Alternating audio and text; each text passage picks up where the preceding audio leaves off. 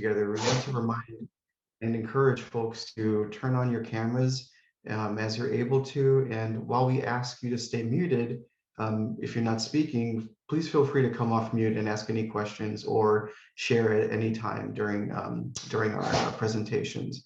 So thanks again. And yeah, we're really hoping these next couple of days are really beneficial for you. Before we get started, just wanted to ask you all, what are the most important or interesting things that you want to pull from today's time together with us, as well as other folks within your state team.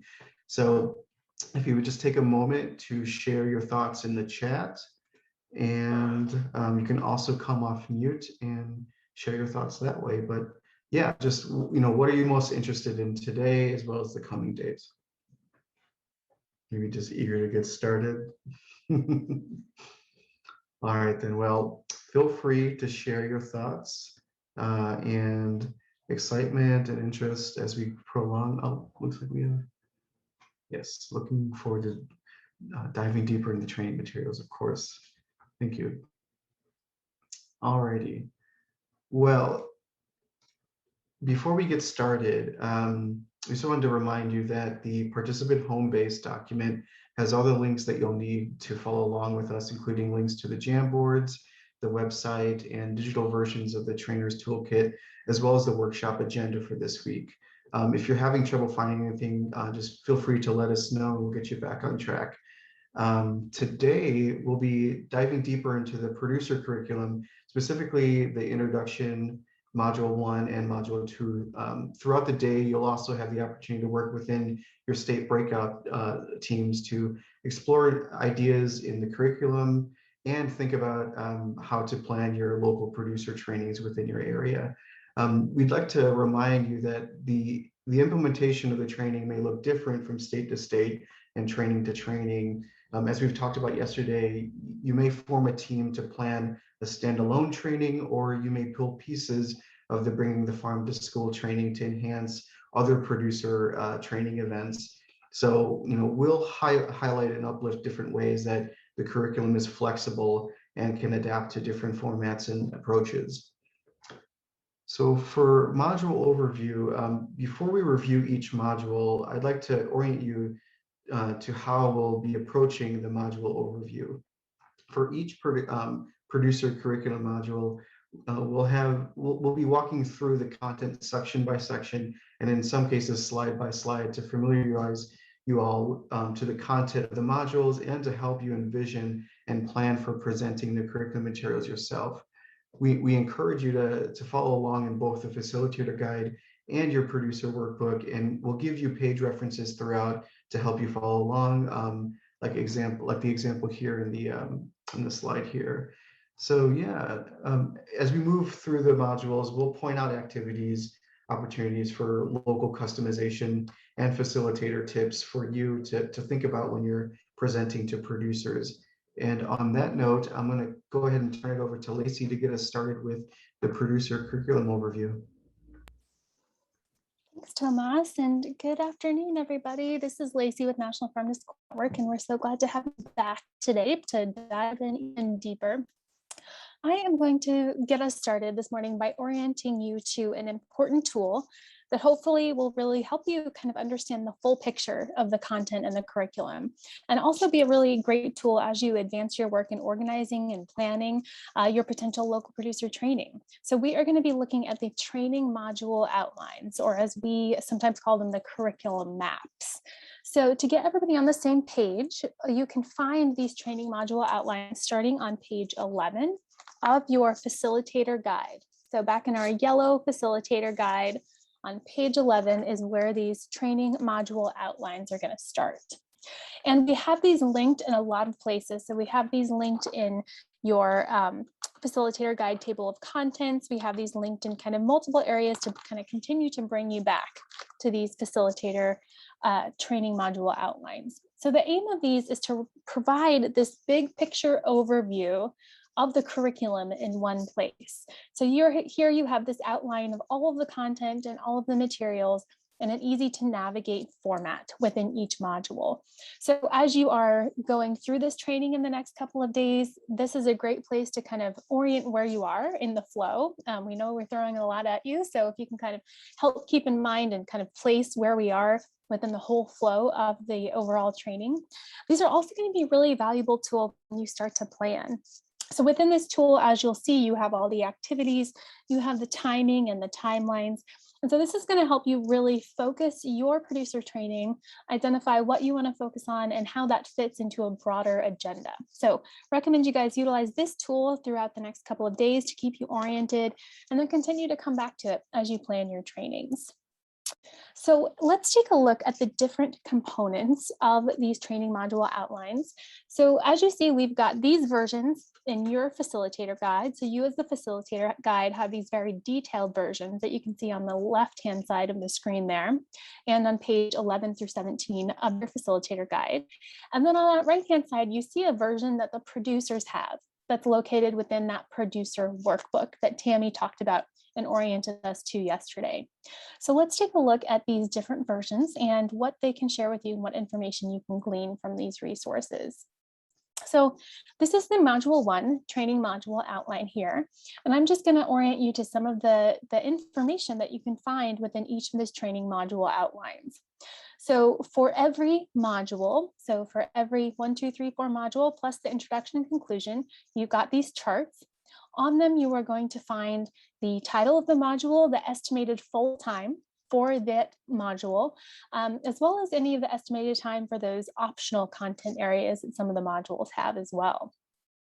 So you'll see on that far left-hand side, you'll see the outline of all of the training topics, the duration of each of those training sections, and the format. And all of these formats are in a slide deck and presentation format.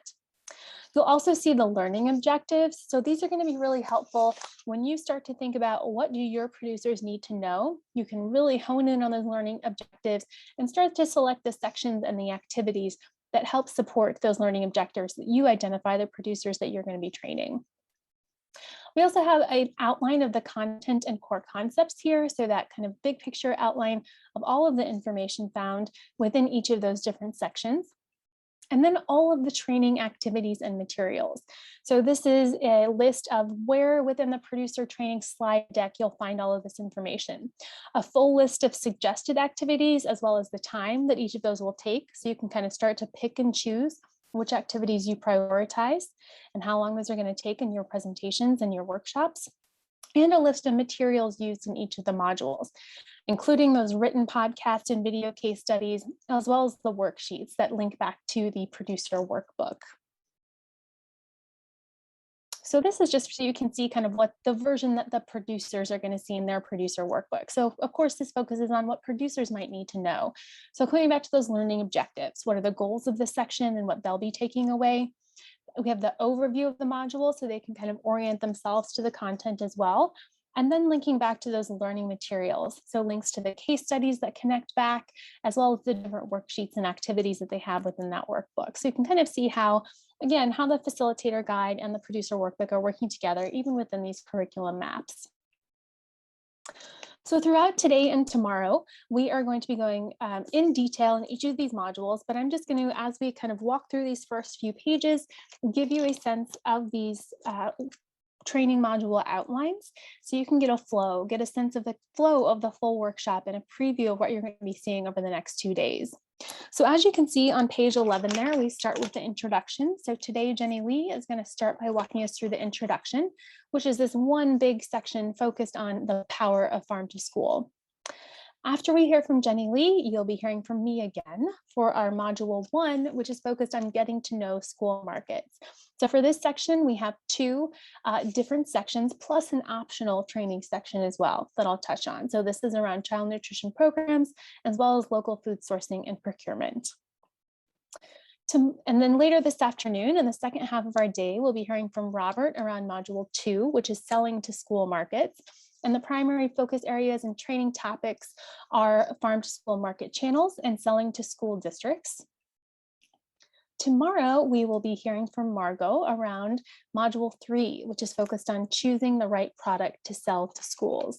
And you can find this training module outline on your Facilitator Guide, page 14, to keep you oriented. Margot is going to be covering 2 training topics. The first is choosing the right product and product development.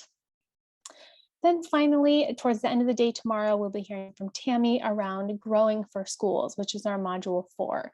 Module 4 has a lot of incredible content. So you see you've got 2 pages, so don't forget to flip the page to see your full training module outline.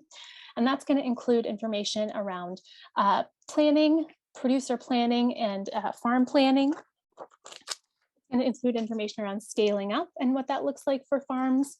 It's going to include information about crop production and planning, as well as livestock production and planning, and then navigating food safety standards, which we know is an important topic for folks who are interested in this area. Finally, after we wrap up those 4 modules and give you all of that incredible content and information, Jenny Lee is going to come back and help us wrap up and bring all of these pieces together with the conclusion. So we'll be diving deep onto that conclusion and how we support producers in those next steps.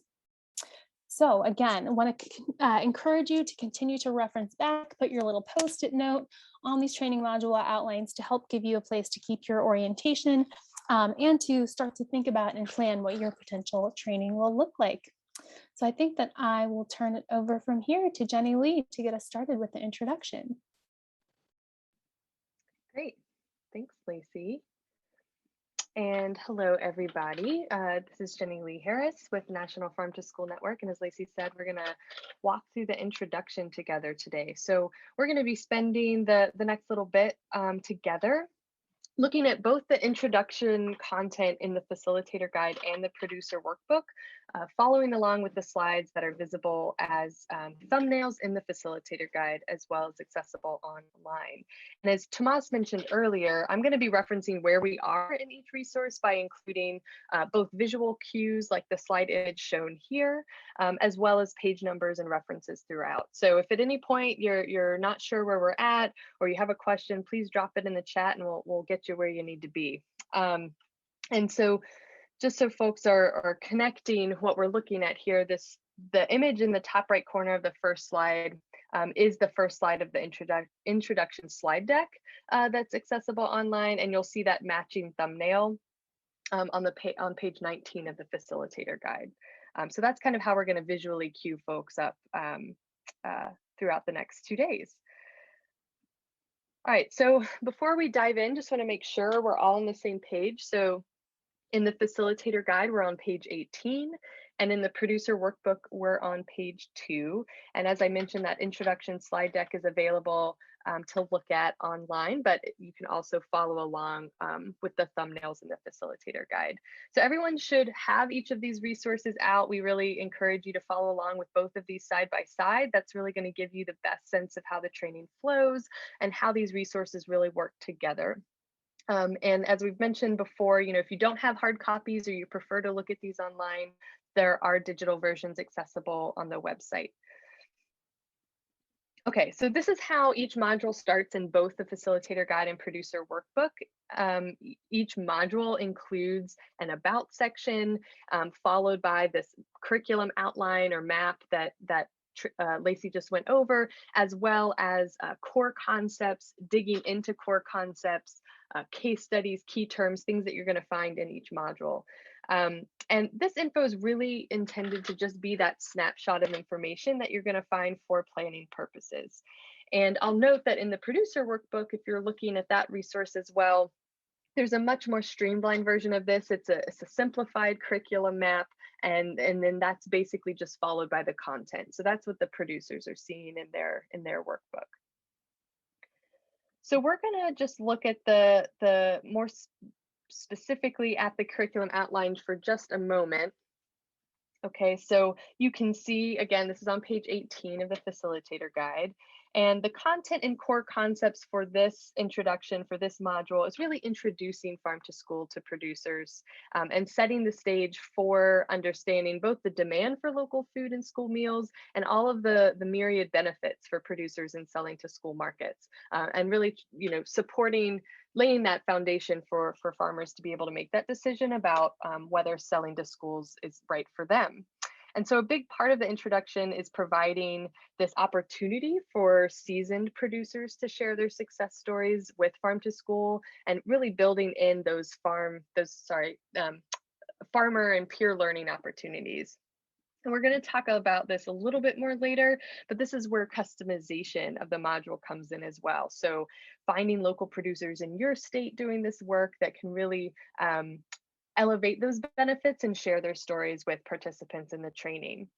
And we estimate that about 30 to 45 minutes is needed for the introduction, but that timing is really going to depend on, who is in the room, how many participants you have, and how many sort of local producer success stories you're intending to highlight in this section. And lastly, this module also introduces the concept of action planning. So thinking about how producers can use goal setting to support their efforts in selling to schools. And materials needed include the School Business Action Planning Guide. So that's a great resource that lives in the back of the producer workbook that we're going to dig into a little bit more later. That we've really made sure is woven throughout the workshops and the modules. All right, so let's look at the background information that you're seeing specifically in the introduction. These core concepts are listed first in each module, and for the introduction, it's core elements of farm to school, again, those benefits of farm to school, and the goal setting and action planning. And for each module, there are a list of digging deeper resources that address those core concepts. So if you need a refresher for any of the core concepts in any module, you want to check out those digging deeper resources that are listed just below. So you can see those in the introduction. They're on page 18. And they are hyperlinked. So in the digital version, you'll be able to just click those directly. Now, if you're not viewing in the digital version, they are also listed in Appendix A of the Facilitator Guide. So let's all turn to Appendix A in the Facilitator Guide. That's on page 108. So you should see, as you're turning to page 108, the first appendix. So it's Appendix A, Facilitator Tools. And you'll see training best practices, introduction, module 1, module 2, etc. And for each one of those categories, you'll see those digging deeper resources listed. And so again, you can click those links, but they are also spelled out. So now you can type that URL into the browser if needed. Okay, so just looking for a thumbs up from folks that we've navigated to the Appendix A. We see the digging deeper resources. Great, seeing them come in. All right, so again, that's where you're going to find all of those extra resources for each module. So let's flip back to page 18 in the Facilitator Guide. So we're going to keep moving through the background section a little bit. And I'm spending a little bit more time here just so that when other modules come through, we're familiar with what content we're finding here. So you'll see under digging deeper, there's a list of the case studies, the bringing the farm to school case studies that show up or appear or are relevant to each module. So in the introduction, we have a podcast conversation between a school buyer and a small 2-acre producer, sharing their perspectives on the importance of building relationships for farm to school, or when it comes to farm to school. And just as an FYI, all of those case studies are accessible online as well, but you'll also see them listed by module. And then you'll also see here the key terms of the module that are listed. And those are the key terms that are going to appear in each module. And there's not that many in the introduction, but you'll see as we go through the other modules, that list gets longer. And Lacey's going to share a little bit more in module 1 about the Jeopardy game option that we have to support producers in learning these new terms. And so if we look at Tammy, I believe, shared yesterday that we have that full glossary of the key terms in the back of both the facilitator guide and the producer workbook. So we're going to do some flipping again. If we, in the facilitator guide, let's turn to page 105.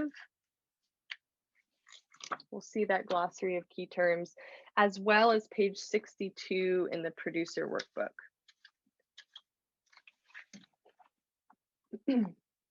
So you'll see, and you can see the list on the next slide on the screen here, what that glossary is supposed to look like if you're having trouble finding it.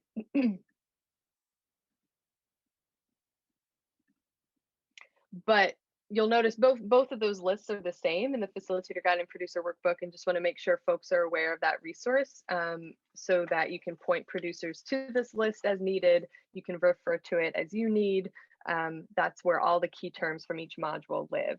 And also at the end, there's a nice list of commonly used acronyms, which I know I need help with all the time. So those are in the back of both of those resources there. All right, another thumbs up. We all found the glossary. Thanks for humoring me. I'm seeing them come in. Great.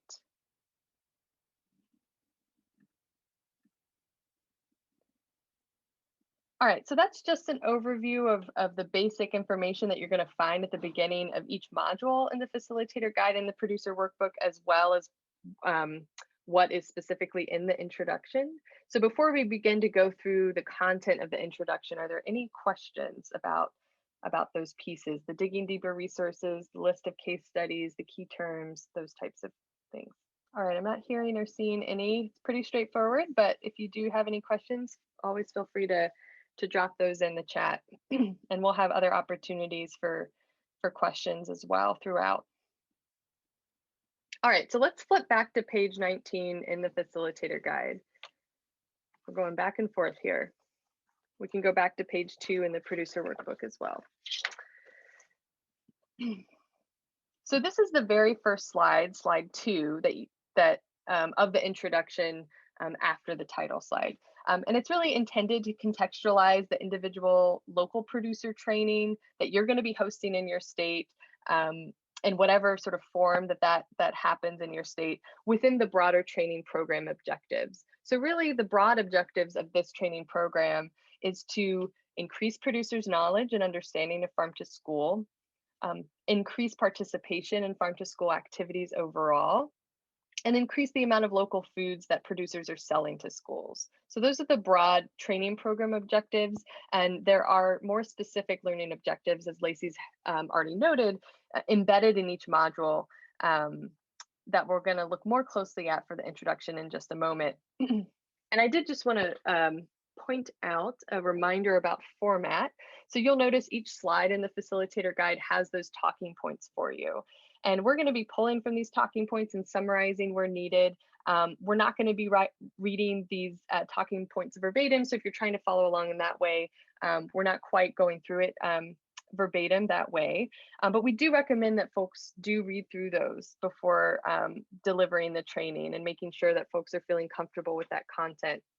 And of course, as a reminder, you can make necessary adjustments to the slides and talking points, as well as adding in your own regionalization and customization.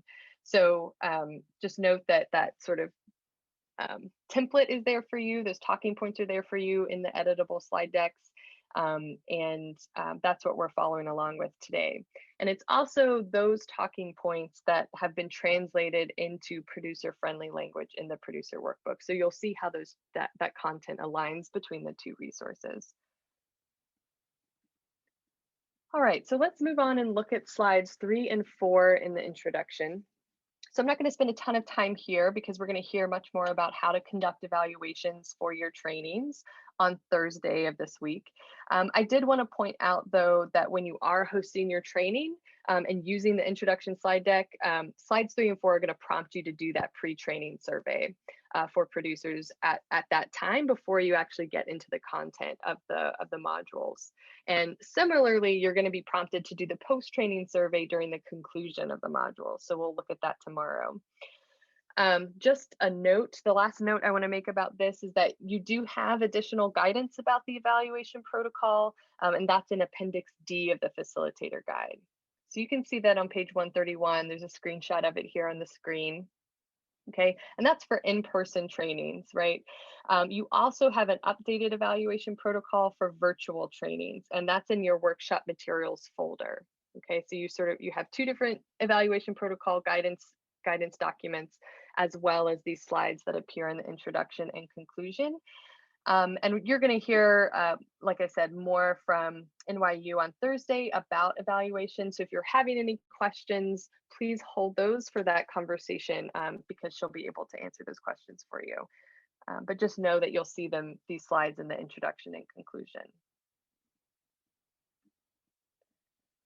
All right, so we're moving along. If you turn the page to page 20 of the Facilitator Guide, this is slide 5, and these are the learning objectives that are specific to the introduction. So we are aiming to support producers in gaining an understanding of what farm to school is and how it can benefit them. We are interested in supporting producers and identifying their motivations for selling to schools, and really supporting them in understanding how their overall farm goals might align with those motivations and values, and thus align with selling to schools. And lastly, like I mentioned, we're introducing that concept of action planning as a tool for meeting their own lifestyle goals through school sales. Okay, so we're going to get into that now. So let's look at slide 6. So this is the first activity that you'll be doing with the producers, and it's an icebreaker. And I just wanted to say too, as an aside, before I dig into this activity, I want folks to take a moment to think of any icebreakers that they've used in trainings, especially if they're in producer trainings, that they really like. So we're going to be sharing those in just a moment with each other. All right, so you can see in the facilitator prompt, which is again that box there that's right under slide 6 in the facilitator guide, we're recommending that you provide producers with an index card so that they can fill out these questions, their answers to these questions beforehand, giving them a little bit of time on their own. And then just depending on the size of the group, you may be able to have the whole group share their answers, or you may decide to break folks into smaller groups. And you could even do like more of a networking opportunity and do like speed dating rounds where folks are sharing for a couple minutes each. It really depends on who's in the room and what time and space that you have to do that. But so there's a lot of different ways that this icebreaker could look. This was just one suggestion, but we really want to make sure that producers are connecting with each other early on in the training and thinking about articulating that why, why they're here, why they may be interested in farm to school. And if they're not in that place yet, this is an opportunity to start trying that on a little bit. All right, so if you have any of those go-to icebreakers that I just asked you about that you use during trainings, we'd love to hear them, and feel free to come off mute and share, or just add in the chat.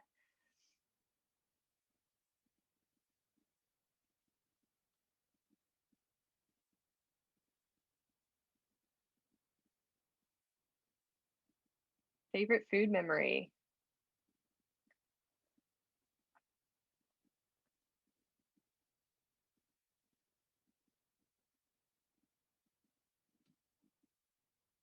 Oh, that sounds fun. An interactive fruit veggie trivia game via Jamboard.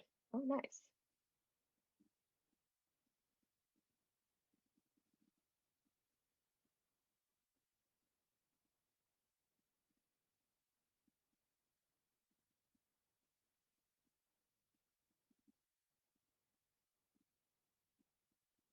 All right, those are great. And if you continue to have ideas about this, please share in the chat. There are a lot of different ways, but like I said, we really just want folks, participants, the producers, connecting and sharing their reasons, starting to think about their goals and motivations for selling to schools, and sharing that with each other.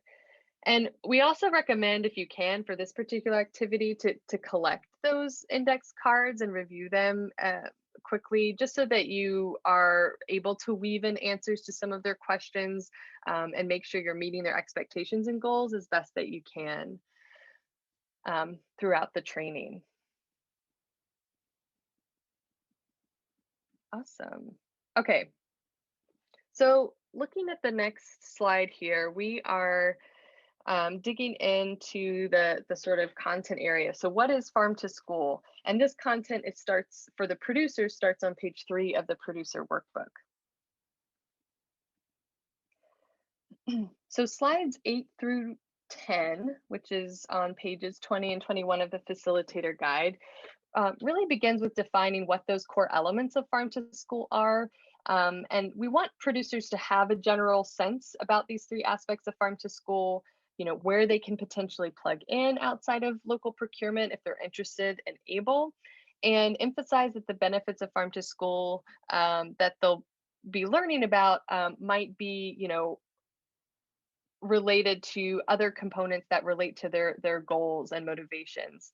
So thinking about feeding kids, working in communities, and just how all of those elements are amplified when those 3 core Farm to School elements are working in conjunction and reinforcing those impacts. And you can see described in the talking points at the top of page 21 of the Facilitator guide, we want farmers to know that Farm to School really is unique in every community, and that the training that you've planned has been designed and customized with their specific needs and offerings and products in mind. And you can see in the producer workbook, it goes on to provide that general overview for producers about the demand and interest of local food being purchased and served in school meals, including the number of school districts participating in Farm to School per the most recent USDA Farm to School survey, as well as the local monetary investment in communities through these programs. We want producers to start thinking about how their own goals may align with selling to schools, and see also that school districts are interested in purchasing and serving local food in school meals because of their own goals. So things like school districts are interested in supporting local farmers and local businesses and local economies, that they're interested in increasing the school meal quality and the overall school meal program participation. They're also interested in increasing kids' willingness to try new fruits and vegetables. And so, these are just some of the motivations from the school district side that we think is important to highlight, because I think it can help producers, identify their own motivations for selling to schools, and see schools as partners in that.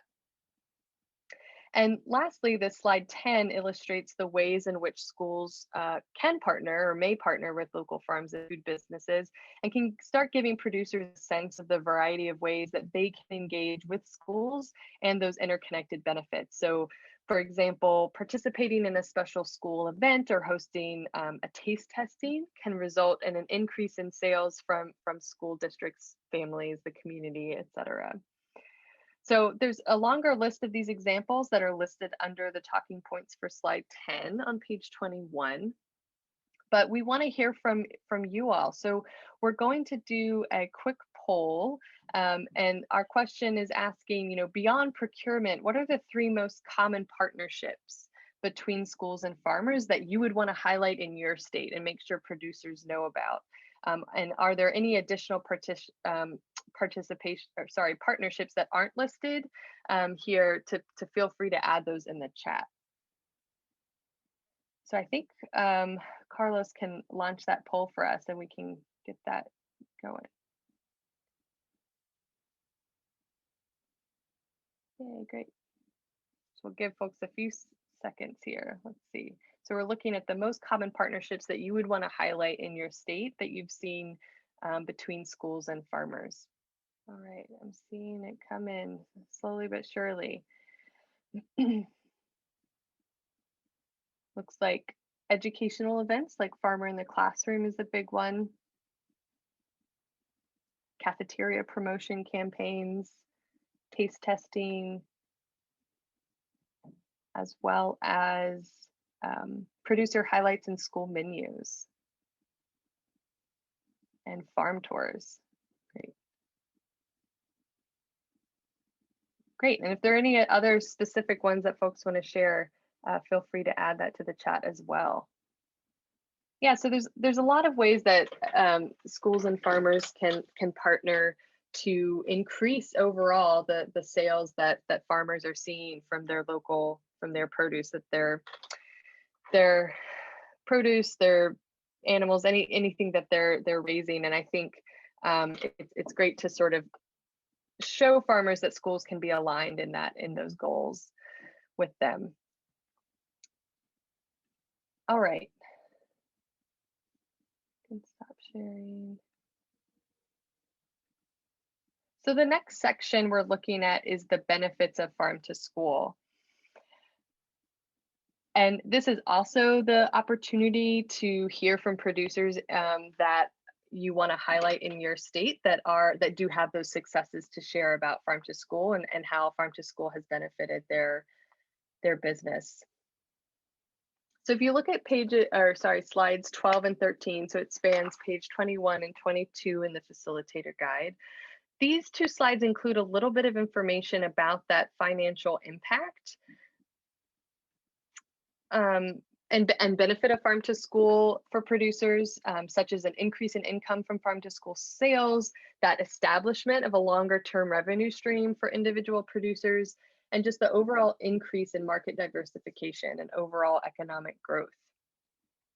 And we want producers to take away that selling to schools and participating in farm to school programming, can and may benefit profitability either directly through increased sales to schools or indirectly, so through that diversified marketing strategy. So for example, marketing that occurs to students and families through the cafeteria and events, or farmers being able to use those farm to school promotional materials for farmers markets or restaurants in their community. And this section also includes a snapshot of ways that farm to school may align with their farm goals, such as feeding kids, promoting agriculture as a career pathway for youth, and even increasing the visibility of small and mid-sized farms in their communities. And I would just note too, this sort of regionalization opportunity star that you see here, it is an opportunity to highlight that economic impact data on producers selling to schools, the farm to school participation data in your state, if you have it. It's a great place to do that. So we want to just remind folks that this is where contextualizing the benefits for producers in their locale or similar locations can be really helpful. And we've built time in this week to into the breakout groups to brainstorm how you will be doing that localization and customization for your training to be relevant to your producer audience. And so similarly, looking at the next slide, slides 14 through 16, which is at the bottom of page 22 in the Facilitator guide, these are intended to be a spot for producers to hear from a producer about their experience in launching or expanding farm to school sales. So this could take the shape, this could look like a small share out and discussion with a farm to school farmer champion in your state, or could even be a former or current USDA farm to school grantee sharing their experience. You could even show a video of a producer sharing their farm to school story. So there's a lot of different ways that you can incorporate those state level success stories or local success stories with farm to school. And the quotes that are on these slides are real sharings from real farmers, but they're ultimately meant to be placeholders because we really want the introduction to be as engaging and interactive as possible with those relevant and local examples. So in addition to planning a farm to school panel and a site visit, we really encourage each state training team to generate that list of producers in your state that might be willing to pop in and share their story with other producers in that informal setting, like a discussion or Q&A. Again, we have that breakout time this week to do some of that brainstorming and generate that list. So I just recommend that if there are any ideas coming to mind, to jot them down in your trainer action plan to discuss later with your group. So before we get into sort of the assessment and action planning piece, are there any questions at this point about the introduction? Okie dokie, we will move along. So this section is looking at how farm goals support farm to school sales. So this is slide 17. We're on page 23 of the facilitator guide. So we really wanted to include action planning as a way to help producers assess how their own lifestyles, their own farm, their business landscape, and their mission can frame their market selection, right? And many producers may already be doing that, okay? So producers in this context are going to review their goals and how those goals relate to school sales. And this type of goal setting is referred to as whole farm goal setting. But that concept doesn't necessarily need to be covered much further for the purposes of this training. However, if you are interested in learning more about that concept to prep for your training, there are more resources in the Digging Deeper resources that I referenced earlier, which are both on that page 18 at the beginning of the facilitator guide, as well as the appendix A at the back of the facilitator guide. So just know that that extra info is there, but the basic info you need are in the slides. So let's look at the beginning of that. So this starts as well at the beginning of page 4, or if you turn to page 4 in the producer workbook, and then we're still on page 23 of the facilitator guide. So you can see those screenshots here on the screen as well.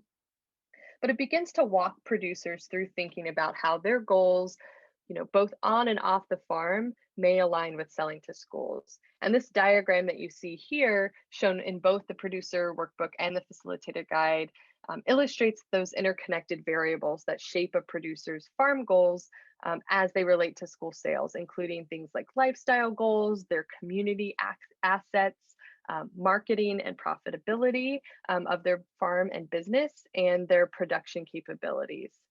Okay, so there's sort of all of those variables play a role in sort of what decision they may make at the end of the day about selling to schools.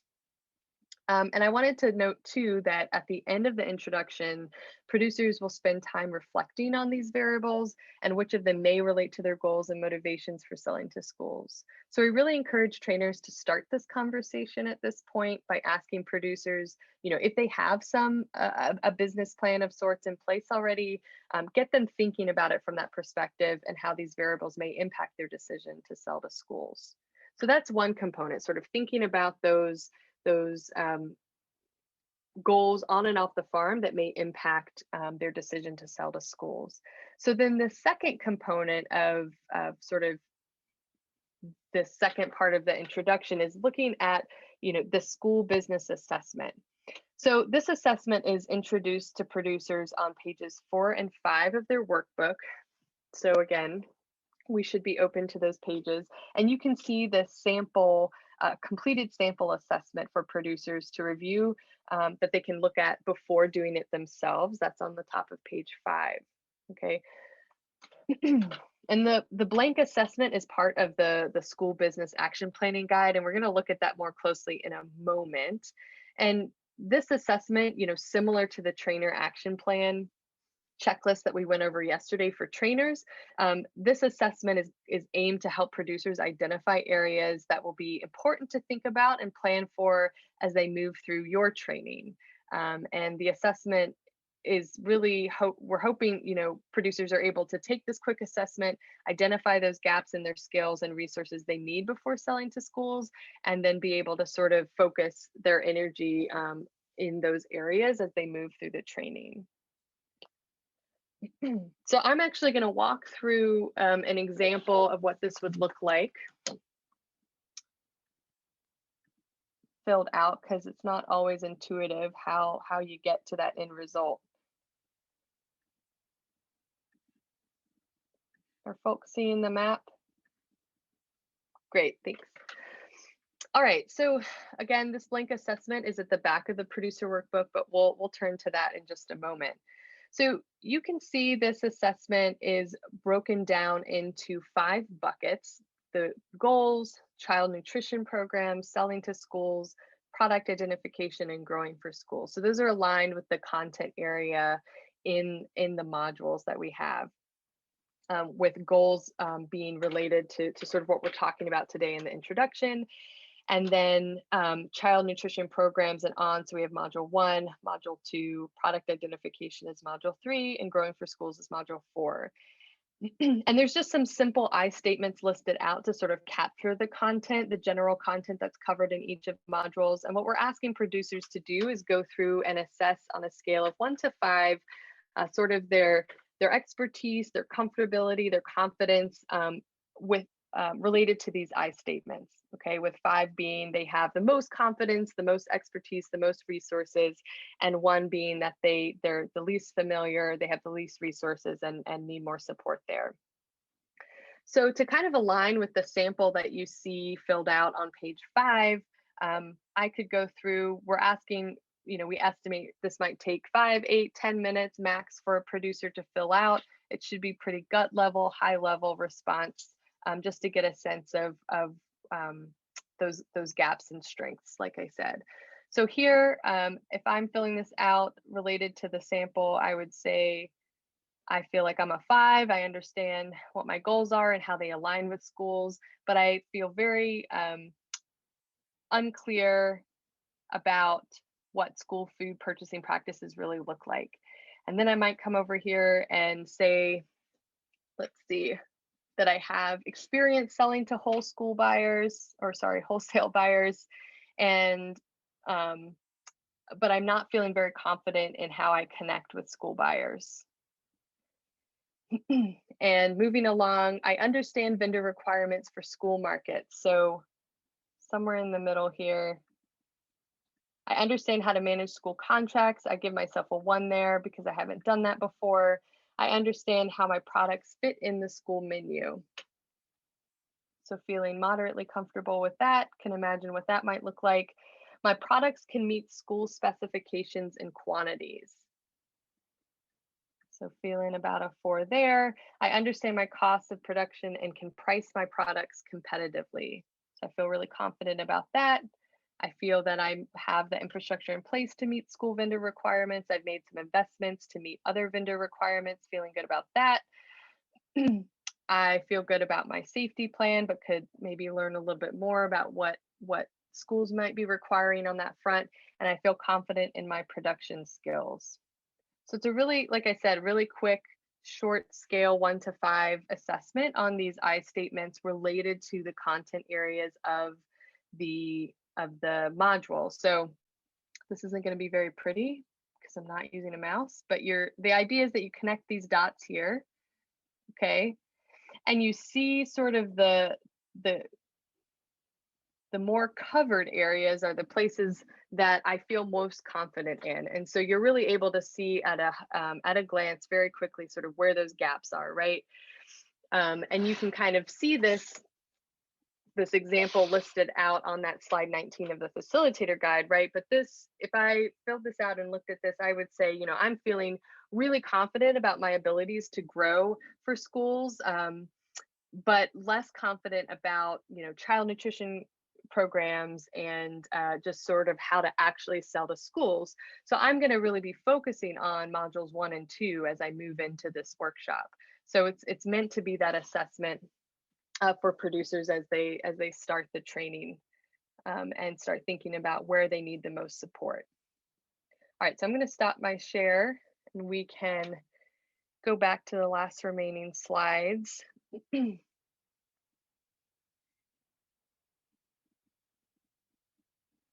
There. Okay, great. So this, again, yes, this is the blank assessment that you'll see on page 53 of the producer workbook. So we can go ahead and turn there in the back of the producer workbook to see where the actual worksheet is that you would. I'm in the wrong book, okay.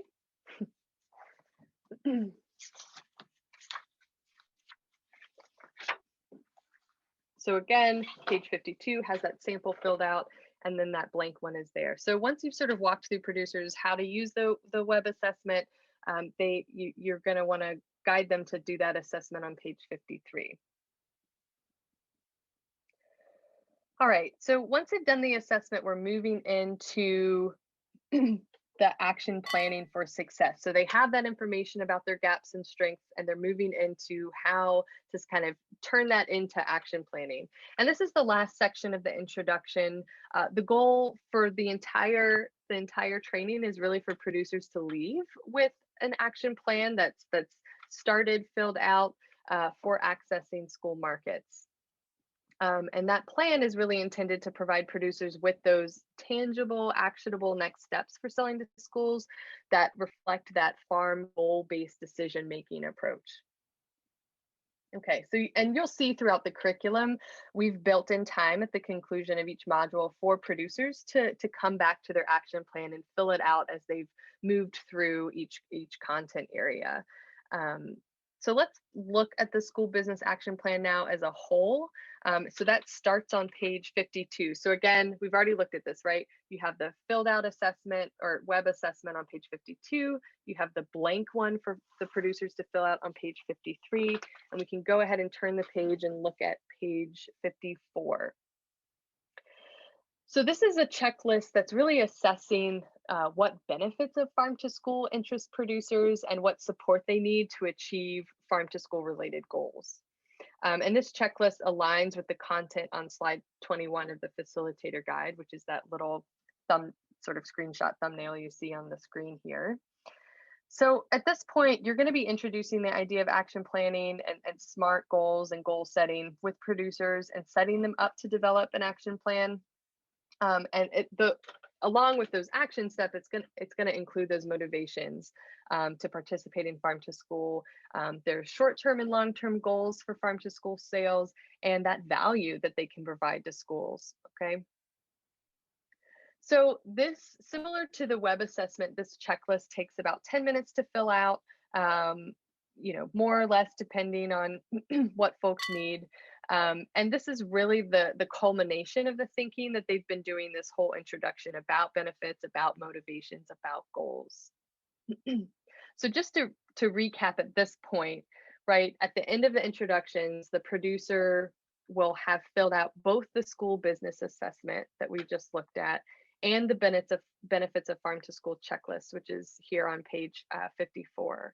So ideally, with those two pieces, producers can move forward with this info, both their identified strengths, their gaps, and as well as benefits and goals related to farm to school to really help them navigate the training and identify those strategies and goals related to selling to schools. So I also just wanted to make note that we do have additional support for preparing this topic, and you can visit the Digging Deeper resources that I already mentioned, and we also have a how to use action planning recorded training accessible on our website as well. So definitely recommend folks checking that out for additional support on action planning for producers.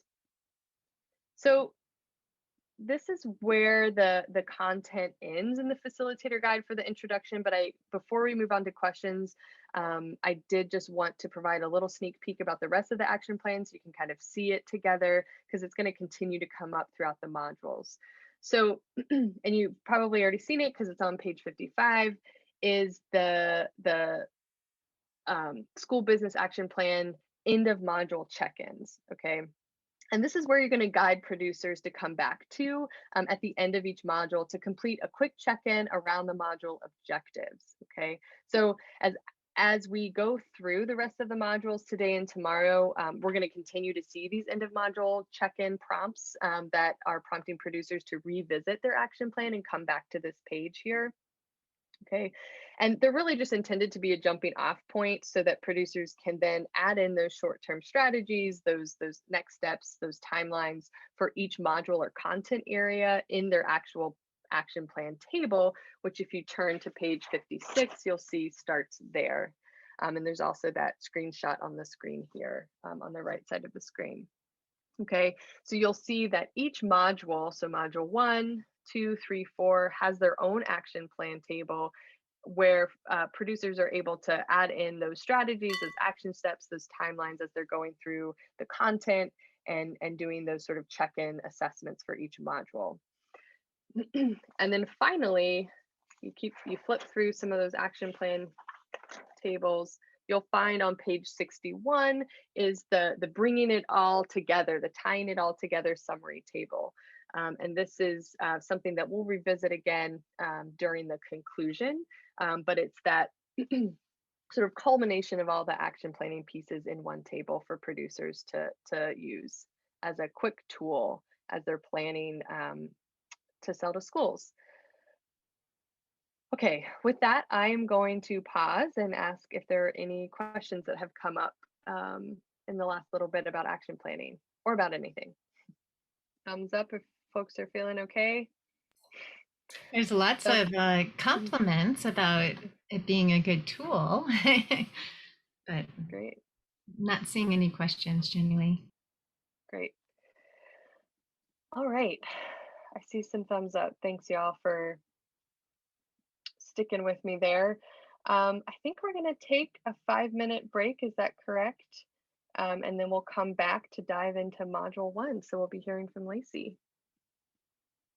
So 5 minutes would be, am I in the right time zone? Yes. 1:33. Does that sound good? Great. Thanks, y'all. All right, welcome back, everybody. That was energizing. I love it. Hopefully everybody's ready for a little more Zoom time. Maybe you got some wiggles, some shakes out, a little dance into that great music, and ready to get your brains back into producer training. So I'm Lacey with the National Farm to School Network, and I'm going to be digging us into Module 1.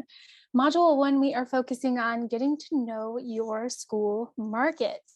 And just as we've kind of prefaced and talked about before, we're coming to this from a perspective of making sure that producers have what they need to know about school food programs.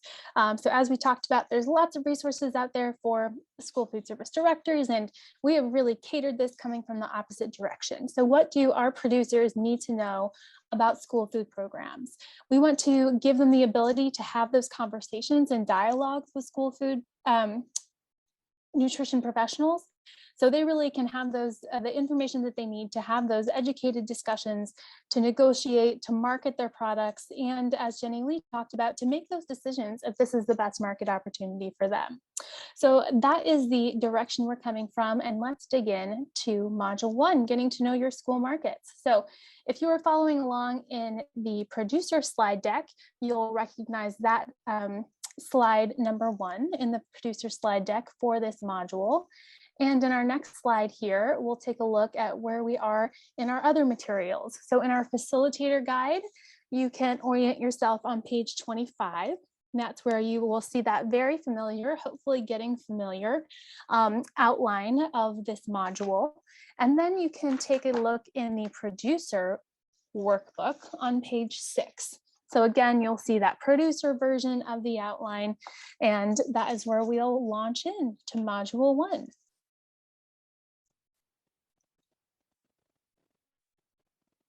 Let me get my tabs here, sorry. Okay. All right, here we go. So again, this very familiar training module outline on page 25. Here you see that for this first module, we're anticipating about an hour time to go through those section A and section B. And then that section C content, which is optional content, may take about 20 minutes if you choose to add that on or put it in a different place within your trainings. So again, it's very variable how long these sessions will last based on the activities that you choose. We have a ton of optional activities in this section. So I encourage you to kind of pick and choose the ones that you think are going to work for your audience and really engage folks in this section. So here we're going to be talking first about child nutrition programs. That's our section A. Then we will dive into section B, local food sourcing and procurement in school meal programs. So you are kind of familiar with this flow of things thanks to Jenny Lee. It's very similar to what we saw in the introduction and similar to what you'll see in the upcoming modules. But in that facilitator guide, pages 25 and 26, at the top of that the front of that module, you'll see these kind of key resources for you as a facilitator. So these core concepts: of this module, as well as digging deeper resources to help support you and your knowledge of these core concepts. If you need a refresher or need some additional information to kind of feel comfortable talking about or sharing this material and core concepts. We've also got a ton of great case studies that are associated with this content. So both written, video, audio, podcast case studies. Those are all listed at the top of that resource as well. So you can reference producers or integrate those into your training. We've also got more key terms, everybody's favorite glossary section. And then this section, we also have some facilitator tips, just some kind of overarching recommendations for you as a facilitator, how you might want to approach this section. So if we keep moving through our facilitator guide, we come to slide 2 of the slide deck, and that's where we're going to really hone in on those learning objectives. So as you can see here, the learning objectives for this section, we want producers to understand the scope and the diversity of child nutrition programs, with that ultimate aim of them assessing the viability of those markets for themselves. We also want them to understand how child nutrition programs plan their menus, process and prepare food, so they can start to connect what they may produce or may plan to produce with the needs of child nutrition programs. We also want them to understand those basic regulations that govern school food programs and that child nutrition program operators are making decisions around and need to adhere to, and understand how that might affect their sales and how that might affect how they interact with child nutrition programs. Those are our overall learning objectives for this module. So even in those learning objectives, you probably saw some words and vocabulary that are probably not super familiar to a lot of producers, and recognize that there are going to be a lot of terms, since one of our objectives here is to kind of bridge that gap, right? That maybe language barrier between child nutrition programs and producers. And so we're going to have a lot of terms that we are going to want to help producers understand and recognize. So one way we might do this, and this is an optional activity and at the top of all of the modules, is a Jeopardy game. So in the slide deck and in your facilitator guide, you'll find links that can tell you how to create this virtual or PowerPoint Jeopardy slide deck. So this is an example and an activity that you can integrate to help people get a little more familiar with that vocabulary. So we're not going to play the full Jeopardy game and slide deck, but I do want to maybe just give some sample questions just to see who's on their toes and familiar with some of these language and vocabulary that we might be running into in this section. So hopefully everybody knows Jeopardy. The key is what is, right? Answer in the form of a question, just as a reminder. So I'm going to share some definitions of some of the vocabulary that we might find in this section, and then feel free to unmute and jump in. Obviously, first one to unmute, and whoever has the best internet connection usually has an advantage here. Feel free to unmute, or you can type that in the chat box. So some of my colleagues could keep an eye on the chat box and see who we might have winning. So here is our first vocab word. This is the act of purchasing goods and services. For example, food for a child nutrition program. What is the vocabulary word we might be looking for there? What is procurement? Woo, Sherry's got it. Nice job, Sherry. All right. Point for Oklahoma. Sorry, I don't think I have a way to keep track of points, but you can keep track of your own.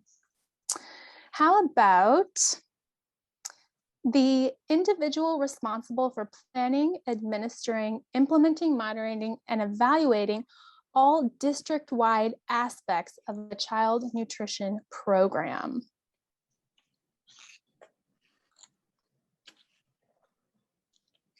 What is child nutrition director? Beverly Shaw's got it. Beverly, what state are you from? Where are we giving our point? Beverly's from Texas. Thanks, Beverly. All right, so you guys get the idea. Just a way to get people engaged in that vocabulary and hopefully learn some new words that they'll be seeing throughout the section. So let's jump into our section A, child nutrition programs. So to orient everybody, we are back on page 27 of the facilitator guide. This is slide 5 of our slide deck that you would be using to present to producers. And we want to open this section. This is really an opportunity, and Jenny Lee laid out the framework well. We really want to make sure that producers feel like this is catered to their locale, to their region. So we want to open up with really centering folks in what are the opportunities and the snapshot of local food purchasing and farm to school in your state or in your region, for producers to really kind of understand what the opportunities are here. So we've got some instructions here to help you kind of regionalize that based on farm to school census information, based on child nutrition program tables, to understand kind of what that flow of money is within your state, what the local food sales are, and really any relevant highlights that you would want to make sure just to take a snapshot of the farm to school work and opportunities in your state to really center folks. So that's how we want to kind of bring producers into this conversation. And then after that, we have the opportunity for folks and farmers to maybe see what this looks like in action. So I'm going to share a very brief video just to give you an idea of what kind of video you might want to share with producers. Of course, we encourage you to perhaps find a video that is specific to your state or region, if there's something that your organization or a partner organization has created. But we want producers to get a feel for what this might look like in action.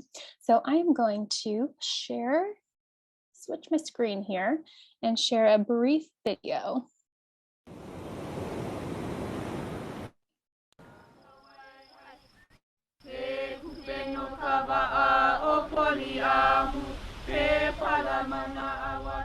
Farm to School has huge opportunity to support children in getting healthy, and on the other hand, it's going to be supporting farmers. It is the largest potential market and buyer of fresh local produce in this state. We have this opportunity to bring more fresh fruits and vegetables into the schools, to create more opportunities for small farms to supply the school, and to really transform our state's food economy. My husband Dash and I, we founded Hip Agriculture back in 2011. We chose this path to become farmers when I became pregnant with our first child. So we've been able to raise our children on the farm, feeding them really fresh food. When we got the word that Kohala schools were going to be the first pilot for farm to school in the state, we were so thrilled. We jumped at the opportunity to become a supplier to the Kohala cafeteria.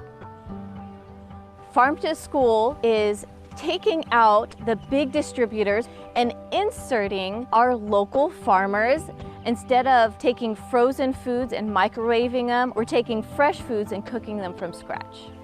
Garden to Cafeteria takes Farm to School one step further. Food that the students are growing is harvested by them and delivered by the students to the cafeteria.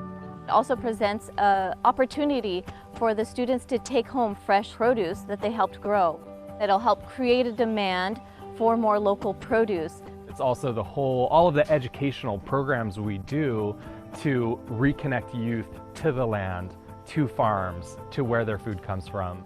After the pilot of Kohala Complex, the state decided that they want to expand Farm to School to all 256 schools across the state, which is almost 200,000 meals a day. This is a huge opportunity to revitalize agriculture statewide because we've never had such a large market. If they just serve banana smoothies one extra day a week, that's thousands of pounds of bananas that Hawaii farmers can grow for local youth. Gardens are the best places for young people to learn.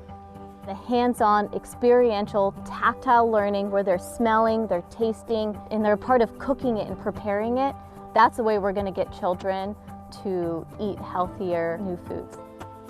We're building a pilot and a model for what Farm to School looks like. That's our role, is really committed to making and helping the DOE and the Kohala cafeteria work out the kinks so that we can say what works and doesn't work. Hawaii has the potential to be the example for the world of what it means to live sustainably and feed our people well. We are working on building the farmers that are going to be needed to grow the food for our communities.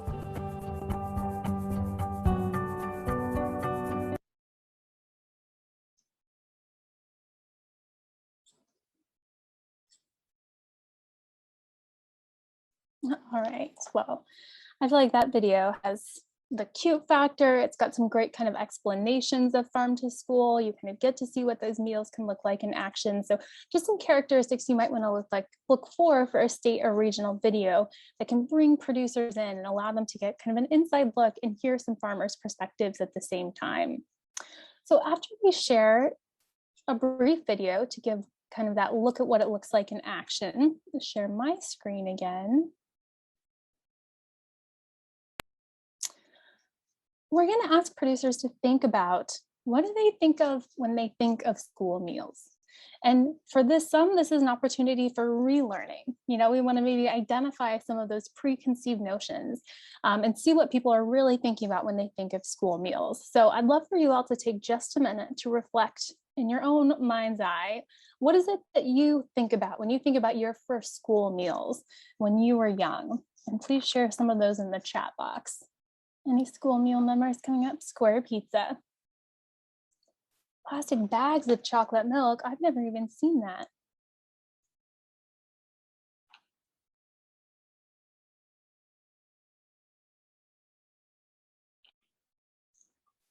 Chicken patties, cheesy breadsticks.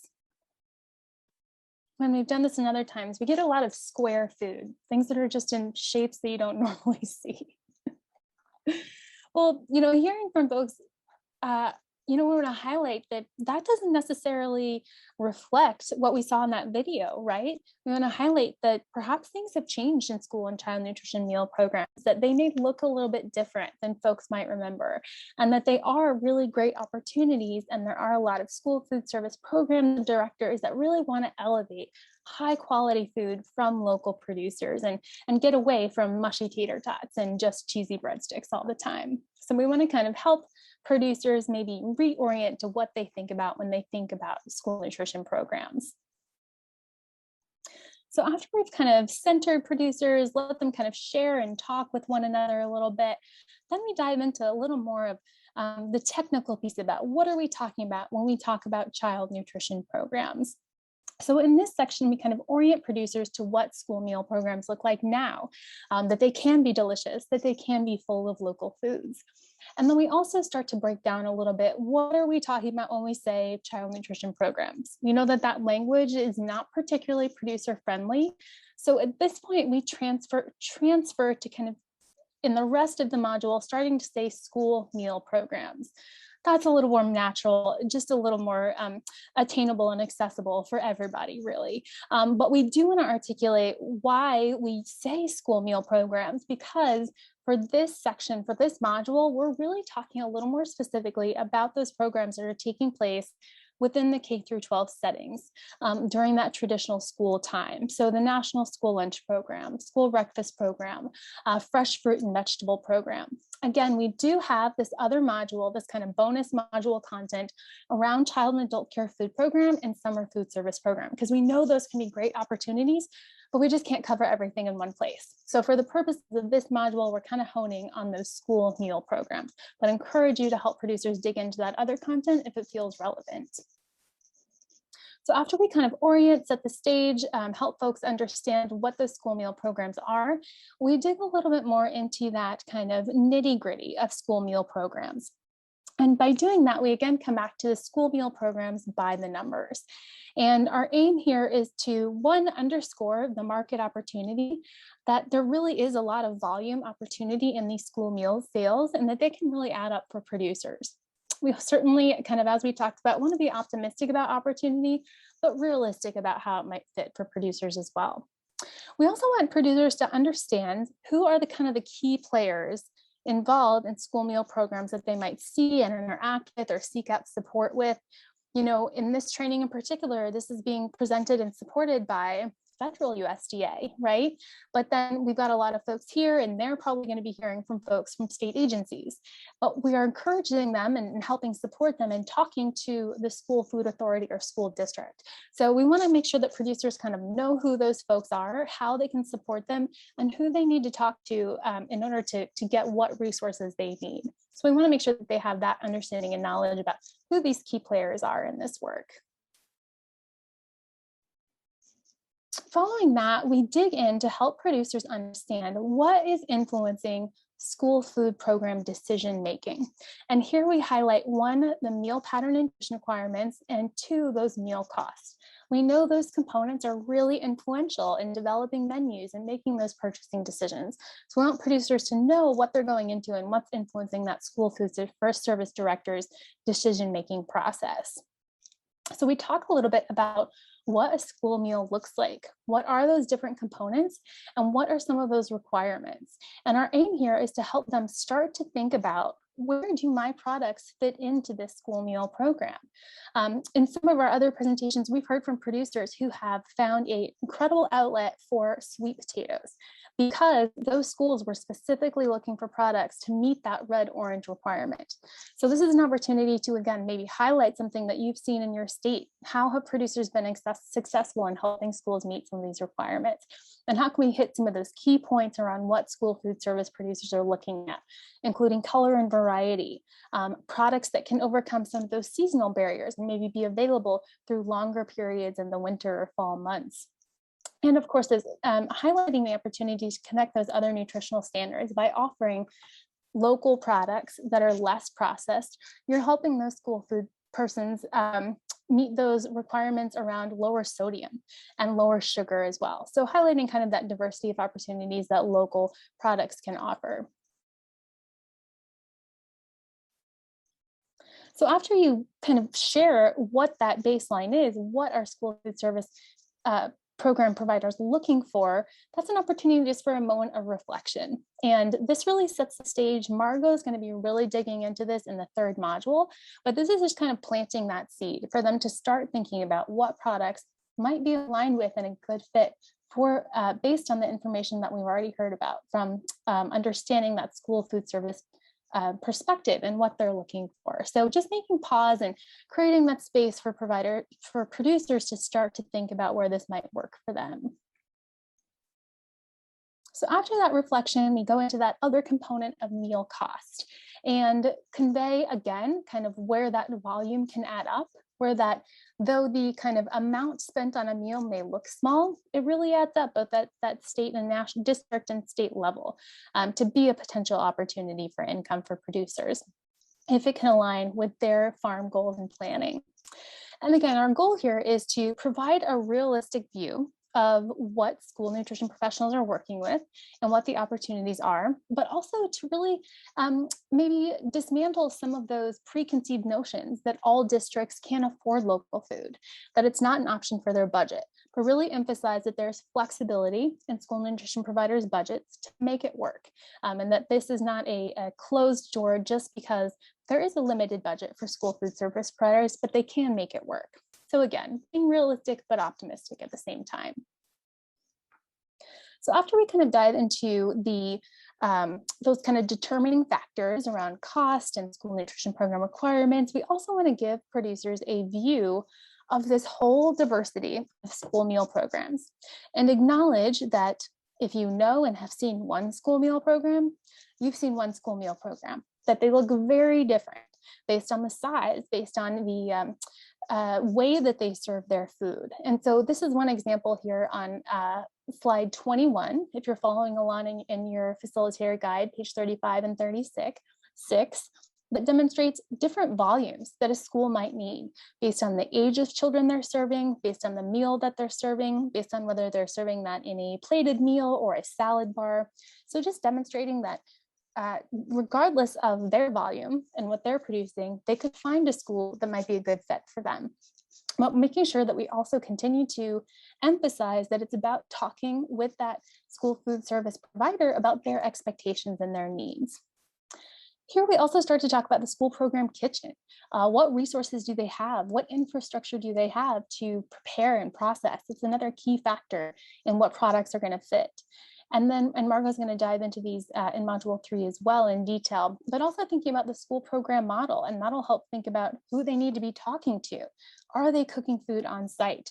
Are they getting from a caterer, or is this one central kitchen? So just really creating the opportunity to inform producers about this wide variety and helping them know what that language is and what they should be looking for when they're having those conversations.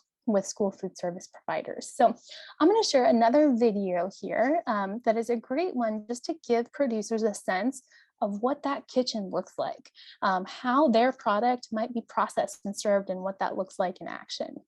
So if you will give me one moment, I'm going to again jump back to video mode here.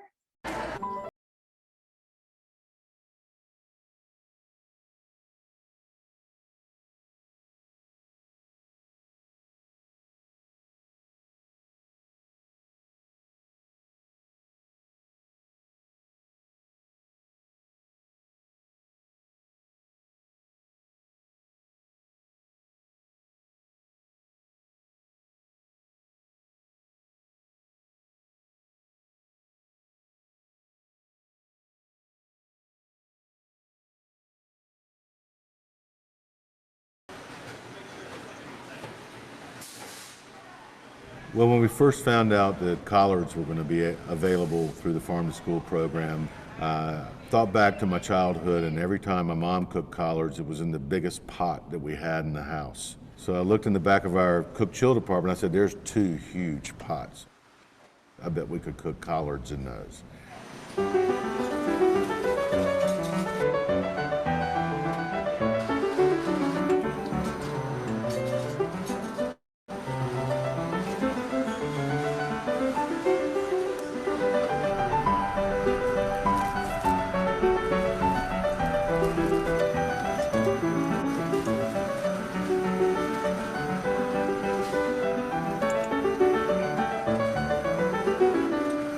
It was a little trial and error at first, getting the seasoning right. And of course, the staff was a little wary at first. But if there's one constant, it's going to be change. We're going to be challenged and required to do new things. And that's a good thing, because we are creating change in our children's dietary habits and improving them. So if we expect our kids to improve, then we've got to do the same. They're good. They look good. Very good, Sheree. They're ready to go.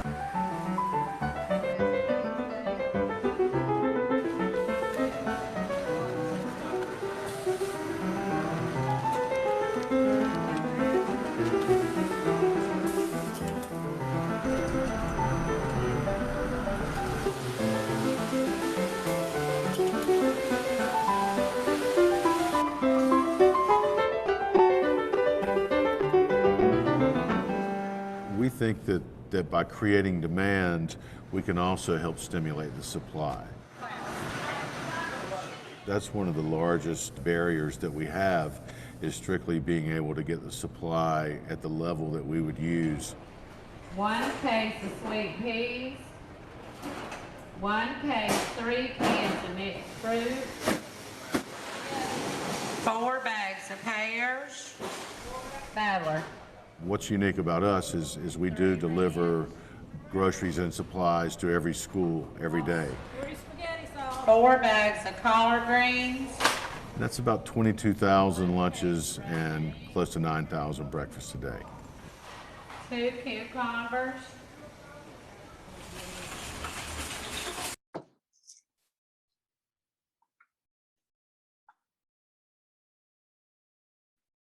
All right, so I think that is just such a cool video to kind of give that inside look at the equipment, at the scale, at kind of that processing and what that looks like. So that is available again on the website. We've got this kind of playlist of videos that you can use, and also encourage you to see what's available within your state and your region as well, to make sure that's kind of localized and regionalized too. All right, let's get back to our slide decks here. And that actually brings us to our next activity. This is an optional activity, but one that we highly encourage, because again, it helps give producers that sense of the opportunity and the kind of farm to school situation in your state. So this is focused on what is happening, what schools are purchasing and they can be selling in their state and their region. So this is utilizing USDA Farm to School census data. If one of my colleagues could add in that link into the chat box, we are going to try this out. So I'm going to give folks just a moment. You can see again all of the instructions for this. Facilitator instructions are in your facilitator guide on page 36 on slide 25. And then that corresponds to the producer workbook on page 10.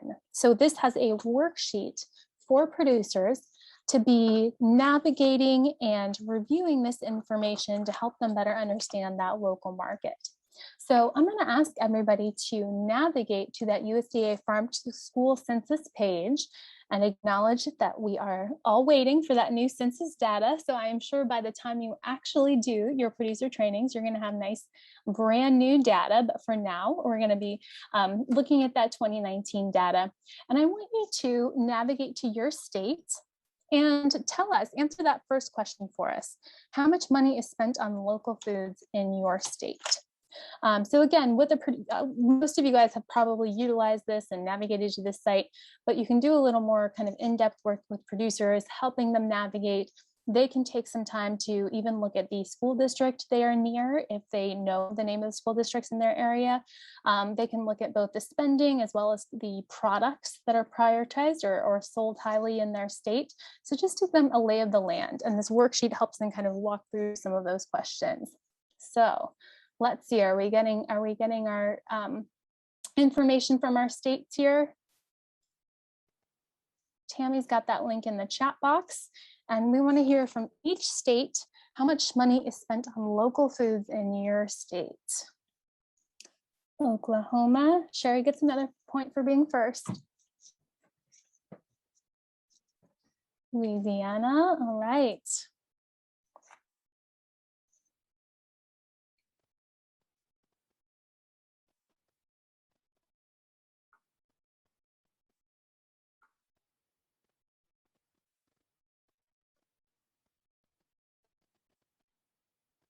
All right, great to see those numbers coming in.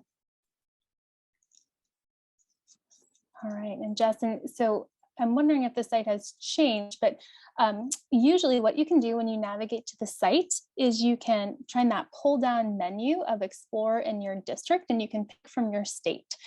So you don't have to go into, you can go into all that raw data, and it's a lot of great information if you want to facilitate producers diving into that. But there should be some easy drop down menus there to navigate to your state. All right. Great. So again, another great opportunity. If you are not, this is obviously works great virtually when people have their computers in front of them. This is something that you could help producers navigate on their phone if you were at an in-person training, or it's something that if you could just kind of demonstrate and maybe get questions from producers in the audience, ask them a district they want to look at and help show them how to do that if you're in an in-person setting and can kind of work from your computer and do that demonstration. So different ways to integrate that, but a good opportunity for producers to see that resource as a way to kind of understand what's being sold and what's an option in their locale. So that is section A wrapped up. And that brings us to the second half of module 1, local food sourcing and procurement in school meals. So to navigate us back, we are back in the facilitator guide on page 37. And this is slide 27 in our slide deck, in our producer slide deck. So in this section, obviously we are diving into procurement. But again, we're coming from that producer side. We just want producers to be able to know enough about school food procurement to be able to get what they need and have that conversation and understand what that's going to look like from their perspective. And we dive in again more on all of this in module 2, especially where we'll better understand how producers can approach this procurement from their side. But we're really just going to give producers that sneak peek of what procurement looks like for school food. So we want to start with helping producers understand, what does this supply chain look like? How are schools getting their food, any kind of food, whether that's local or non-local? And so to help them to kind of visualize what this flow of food looks like and how food is getting into school. So whether that's directly from the agricultural producer or who those other key players as far as local retail distributors or food hub and aggregators might be. And then we want to give producers an idea of how are schools utilizing local food? What does local food mean in a school? So one of those key questions might be, what does local mean? How do schools define local, and why does it matter? And how might that impact how a producer sells to schools based on their kind of definition of local? Another question is to think about, again, going back to that chart and those key players, how are schools sourcing local food? And this is that, see that black star there, an opportunity for regionalization to elevate. Are there food hubs in your area that are selling to schools? Are there distributors or aggregators that producers might want to know about and build connections with that are already selling to schools? So again, an opportunity to highlight how schools might be accessing local food specific to your state or region. And then we also touch a little bit on how schools incorporate local products. So again, this goes back to that diversity of opportunities, that even if they produce smaller quantities, there might be opportunities for integration and snack or special events. And that, again, is an opportunity for regionalization. And we've also heard some great feedback from producers who have talked about how, participating in a harvest of the month or participating in a special event has been that pathway to developing relationships. So this is a great place to maybe highlight any stories of producers in your area that have had that experience of participating in some of those special events or seasonal plate activities that have been the kind of spark to create those relationships.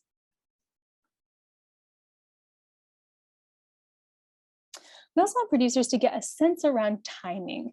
And kind of the emphasis on this is that it takes time. It takes time for school food service programs to make those contracts, and that it's not going to happen tomorrow. And so that preparation time is key.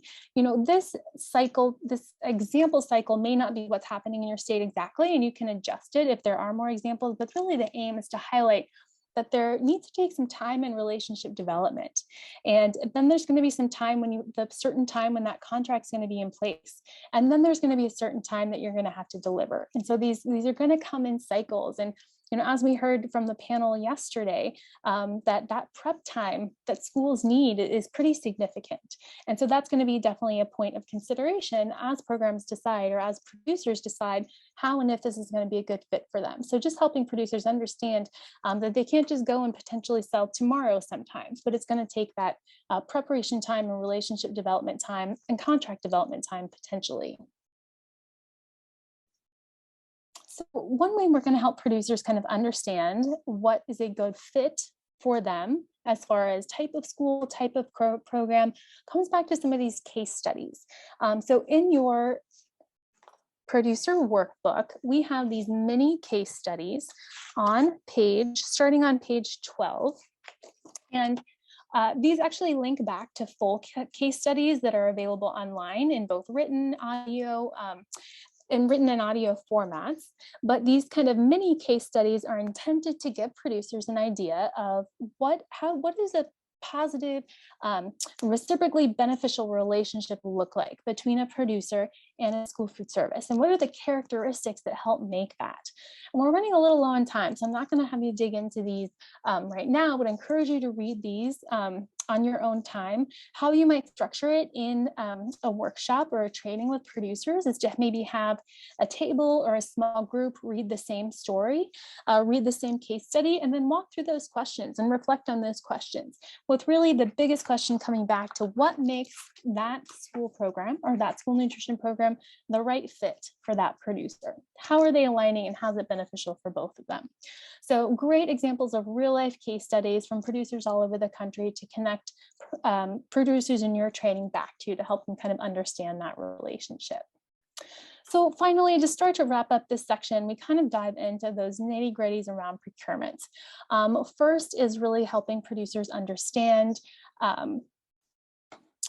those procurement standards, understanding the geographic preference concepts, understanding procurement methods and purchasing thresholds. Again, we're not going into depth here, but we really just want to keep it a high level and help producers understand what might impact their sales to schools, and how are school food service professionals looking at purchasing opportunities. So again, there are a lot of resources. If maybe this is an area that you don't have great familiarity with, or you want to be able to kind of hone that down to the specific needs of producers, we've got a lot of great resources and support resources to help understand that kind of procurement 101 from that producer perspective.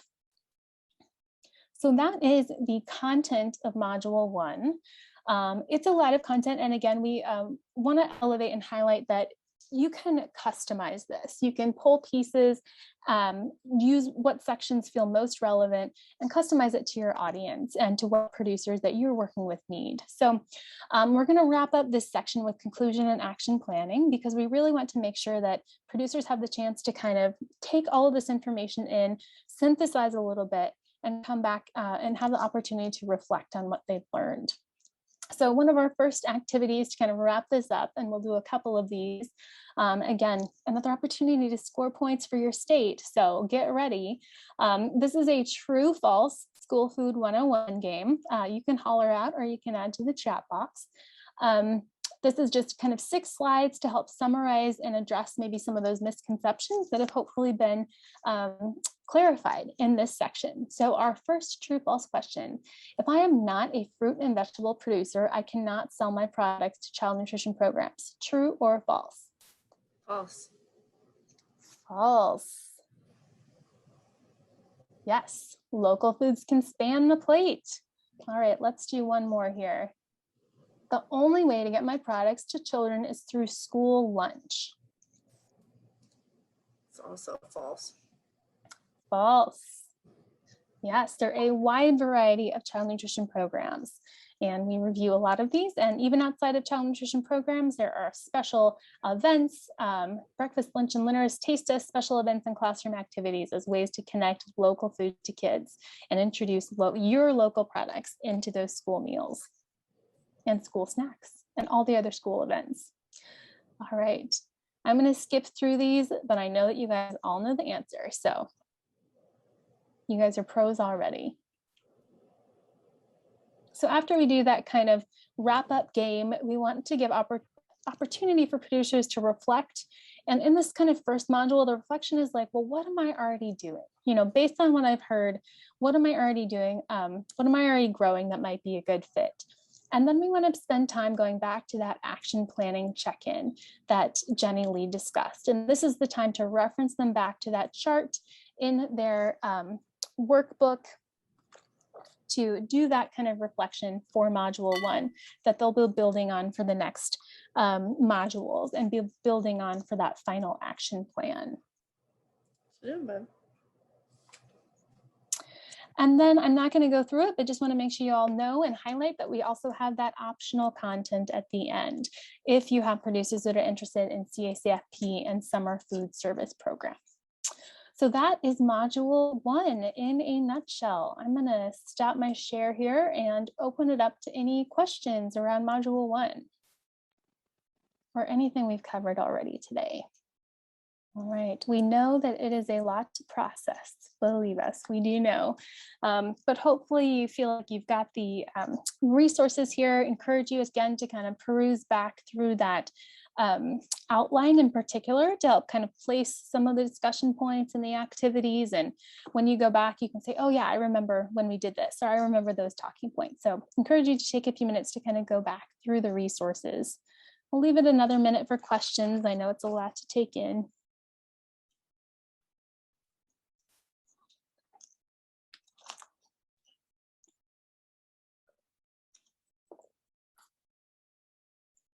All right, well, seeing no immediate questions, we are going to take these next about 15 to 20 minutes to go back into our breakout groups.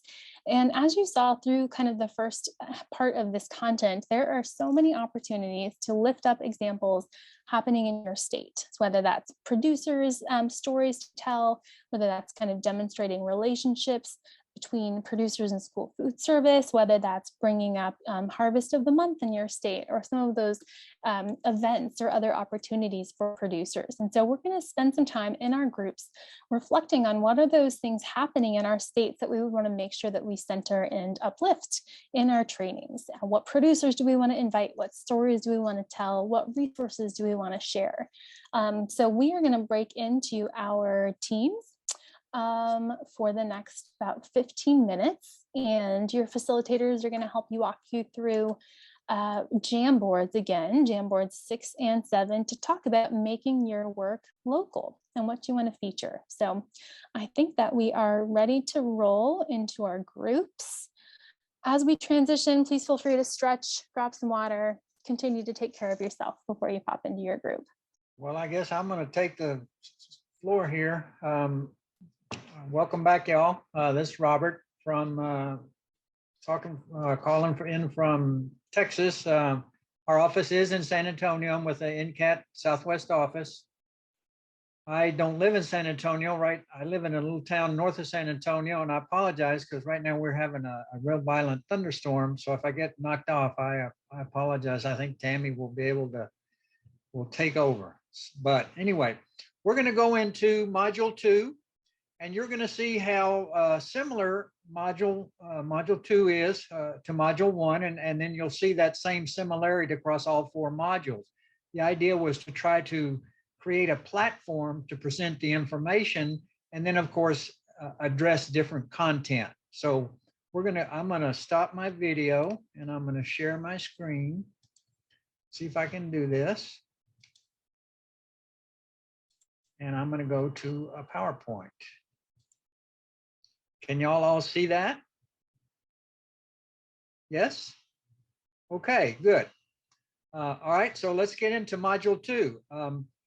The way we kind of looked at each of these modules was to look theoretically at a linear way that producers might be thinking about this topic. So if you saw Module 1 was basically an introduction to what is farm to school, what are the different aspects of it, the National Lunch Program, the farm, the summer feeding, all of those different kind of programmatic ways of looking at farm to school.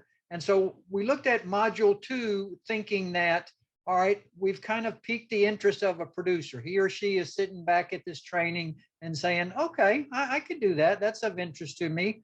But how in the world am I going to do this? I live 50 miles from anywhere. How am I going to get my product to schools? For, it's just not, I don't know how to do that. And who would I talk to? How do I go about making this connection? I don't know their language. And so that's what we're trying to address here. And you'll see here in a minute of Module 2, the whole idea of how do you get it there, which we're calling market channels. We'll see that in the glossary here in a minute. And then the second part of Module 2, we're really calling it how do you talk to the school food service personnel. So let's get into it. I'm going to do the same thing that Lacey just did. I think it helps us get used to the material when we actually physically put the books in our hand and go from producer workbook to facilitator workbook and back and all of that stuff. So I'm going to ask you here to go to the producer workbook. You can see that on the slide here, it says go to producer workbook, page 17. And you'll see that that second image there is what we're going to be looking at. I think of it as a listing of all the tools that we're going to be providing here in Module 2 to help us address the questions of how does a producer get their product to the schools, and how do they learn how to talk with the appropriate folks at the school district. You'll see on the Module 2, the image on the right there, we're talking about the tools that I'm talking about are the case studies, the worksheets, the handouts.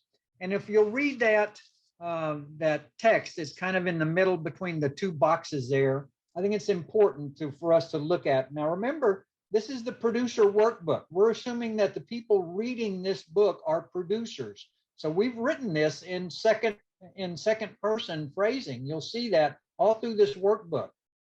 Producers sell to schools for different reasons, but ultimately they want to know how to make the sale.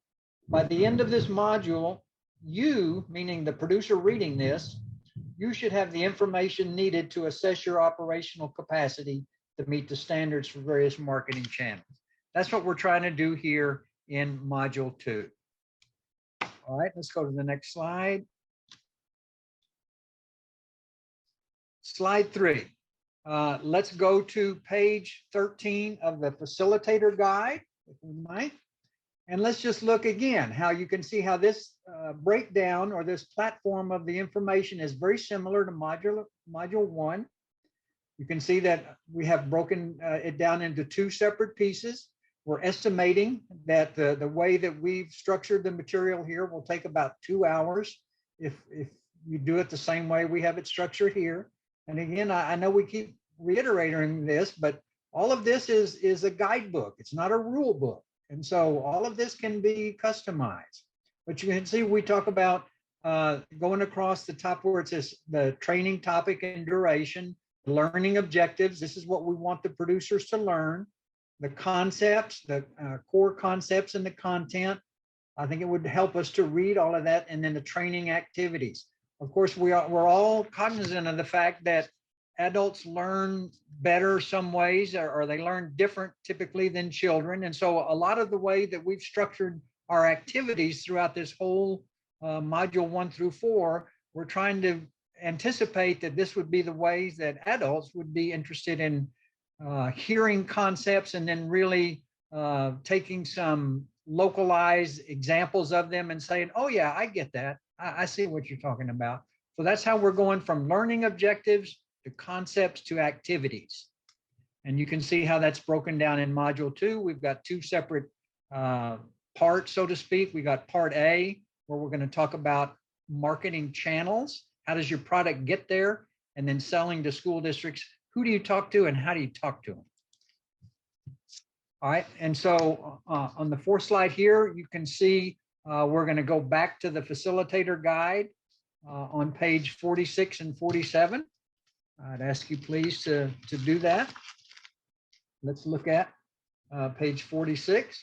You can see some of the core concepts.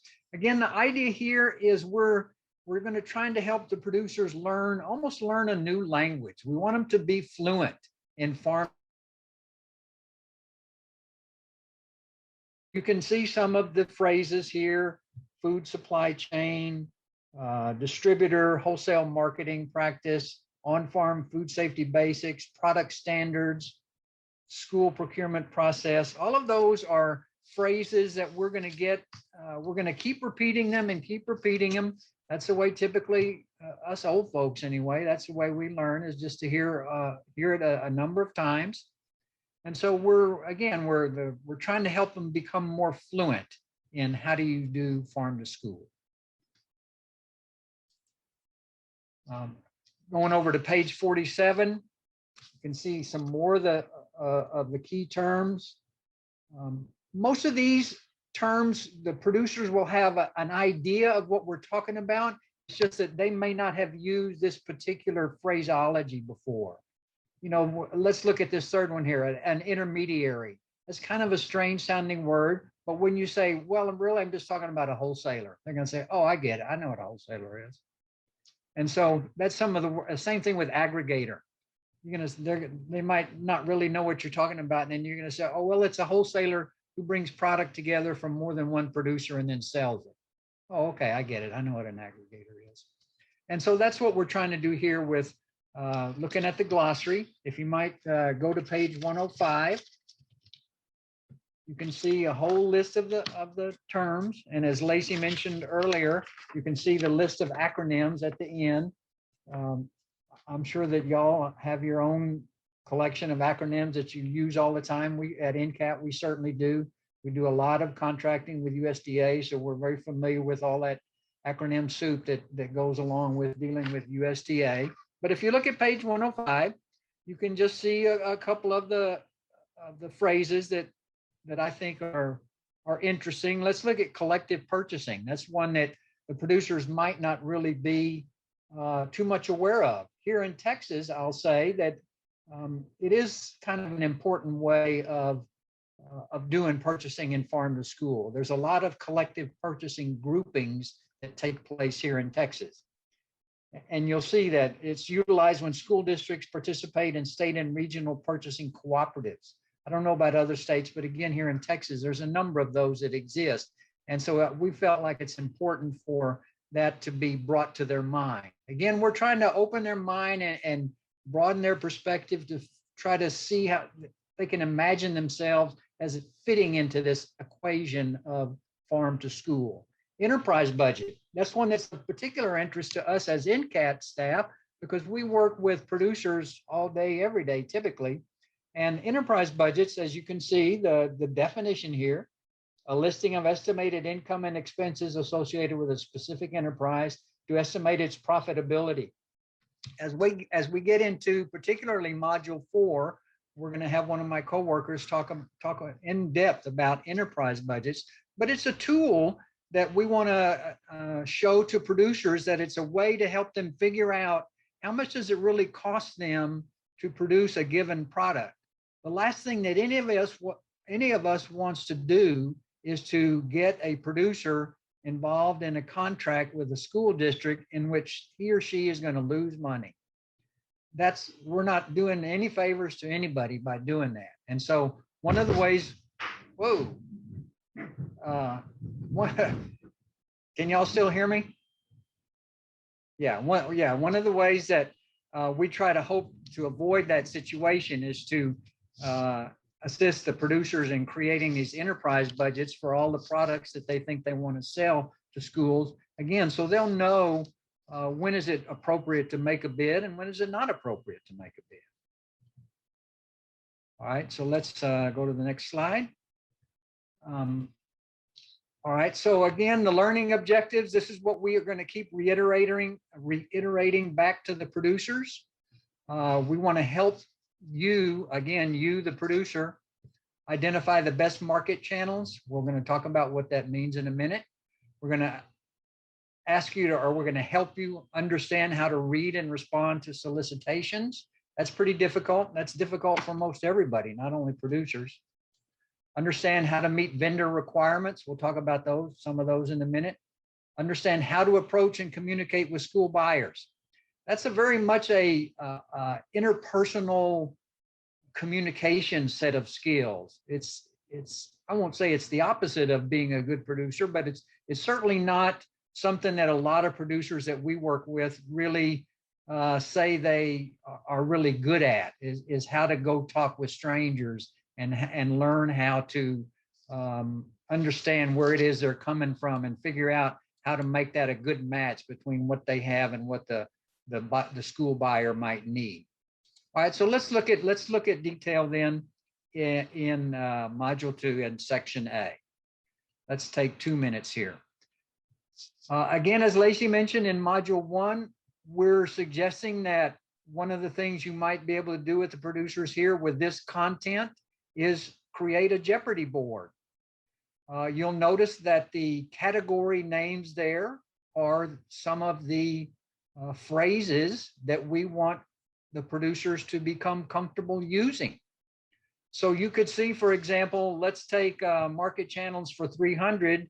If you turn it over and I was to read, this is a food hub that started 13 years ago in Philadelphia and now has operations in Atlanta, Georgia, and Houston, Texas. What might be the appropriate question? Anybody want to guess real quick? The appropriate question, what is the common market? We'll talk about common market more in a minute. You know, we talked about it yesterday. All right, let's look at one more category, for example. Let's look at the last one, vendor requirements. Let's throw vendor requirements for 400. It's a collection of production practices that tries to help producers produce their product in ways that are safer as it relates to food safety. What's the appropriate question? What is GAP, Good Agricultural Practices? So we think this is a fun way to help the producers get used to all of these phrases and terminology that we want them to become comfortable with. And I think it's also good for us as trainers to get used to phrasing this information back and forth as questions, as in answers. So it helps us look at the information from 2 different ways at the same time. So that's why we encourage for an activity for each of the modules, really, to play a Jeopardy game. All right, so let's get a little bit more specifically into the channels, what we're calling marketing channels. This is a very simple diagram that you can see here. It's meant to try to help the producers quickly see what are the different pathways to go from farm to school.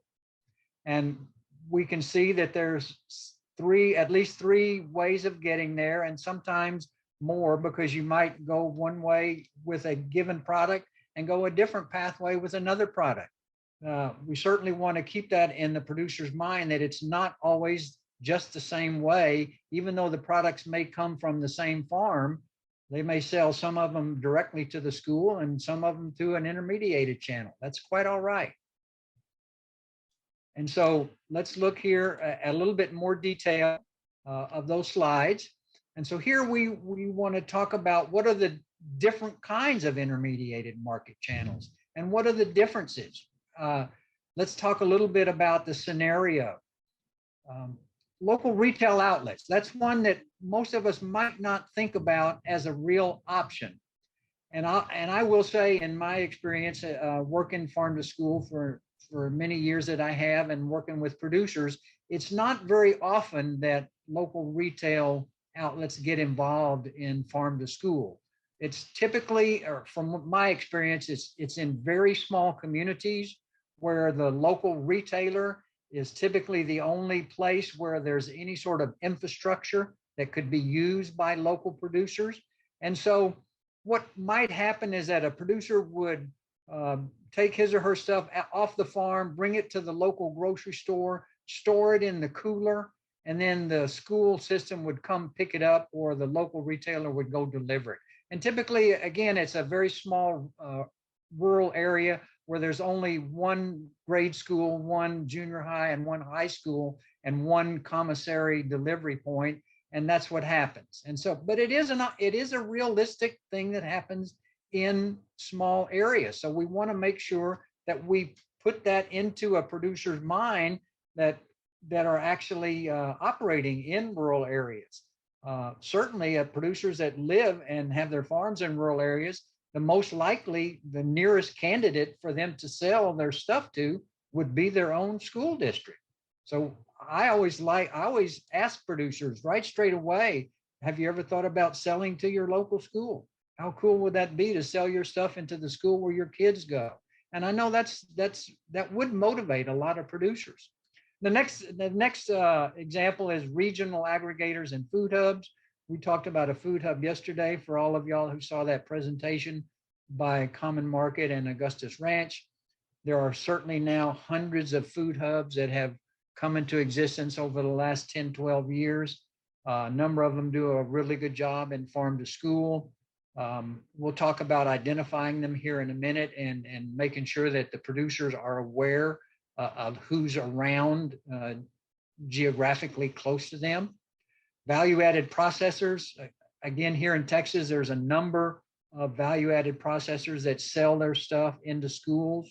A lot of school districts like minimally processed produce, for example, carrot sticks or carrot coins or squash frozen, chunked up and frozen. All of those minimally processed produce that a producer might not be able to do on his or her farm, they could link up with a local processor and then create that supply chain to get their stuff into the schools. And then we have independent local and regional distributors. Again, I'll mention Texas as an example. Here in Texas, we have 35, if I'm not mistaken, towns in Texas that have at least 100,000 people of population. All of those towns have their collection of independent local and regional distributors that are, some of whom are involved in farm to school. And so part of our training as we go about doing it with the producers later will be to have that list of regional distributors for them.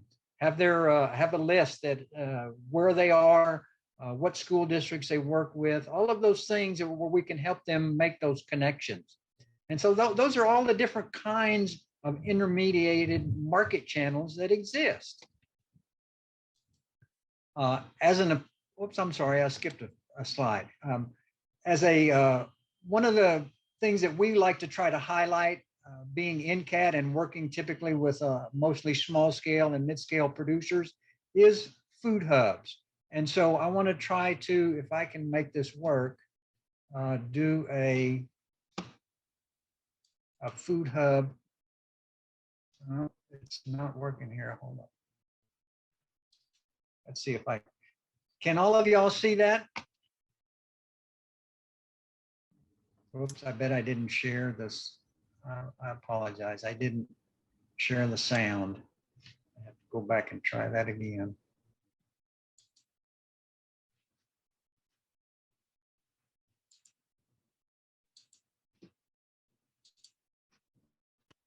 All right, now let me see if I can. Can all of y'all see that and hear that now? Yes? Okay. Yep, it's good.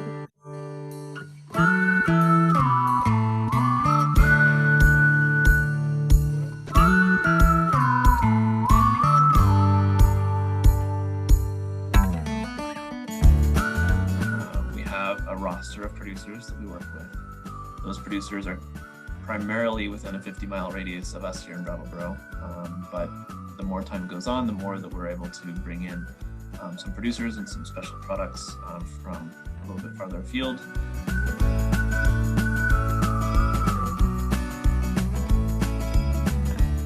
So we have this roster of producers, and we list on a weekly basis, twice weekly.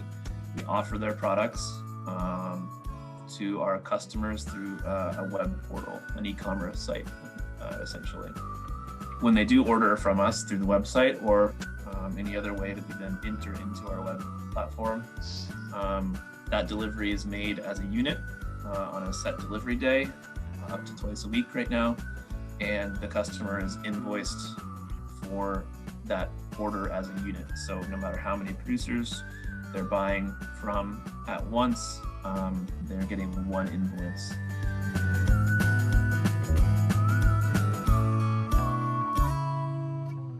We technically do take ownership of the product, but a lot of the product that we sell on what we call a just-in-time basis. We have an order cycle. Customers place their orders, we cut it off, and we assemble our purchase orders for farms in our area. We send out those purchase orders to farms, and they pick, wash, and pack to order on a one-day turnaround, typically 1 to 2 days. And then we deliver that freshly picked, freshly packed product straight to the customer. When it comes to produce to schools, almost all of that is still picked up straight from the farm, delivered the next day. And that's something that we take a lot of pride in being able to do. And I think our customers really value knowing that when they're ordering from the farm, they know that's just down the road. They know they're not getting something that's been stored for days or weeks. They're getting something straight from the farm.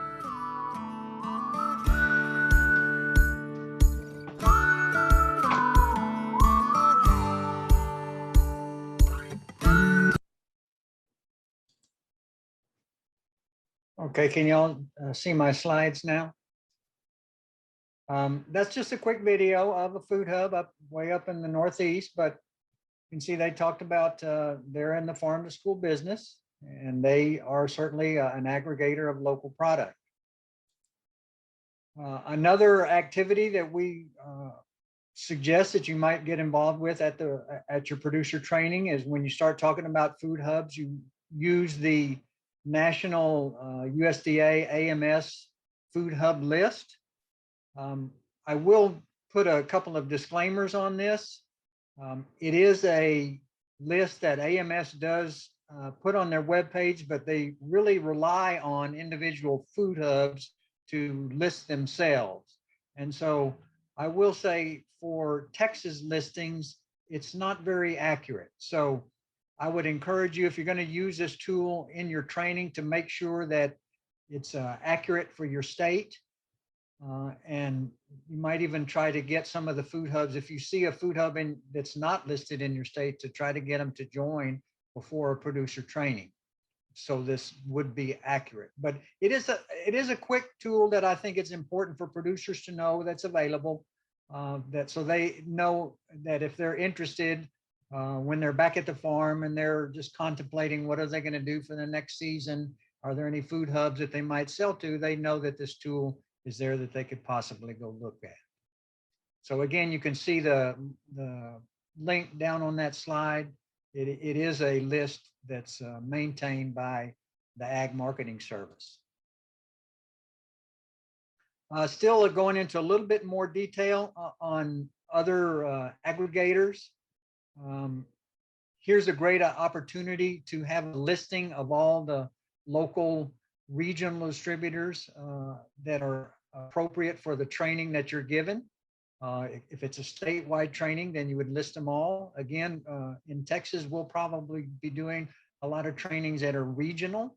So we'll have a listing of, maybe all of the distributors from on the north part of the state or the south part of the state, whatever. But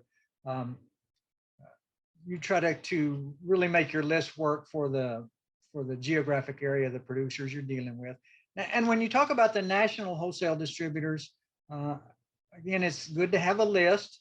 And I think here it would be important to really talk about the difference, oftentimes the difference between regional distributors and national distributors. As you see from the text up here in this box on the upper right, for farmers considering selling to school through regional distributors, these channels can be a good match for producers familiar with wholesale practices.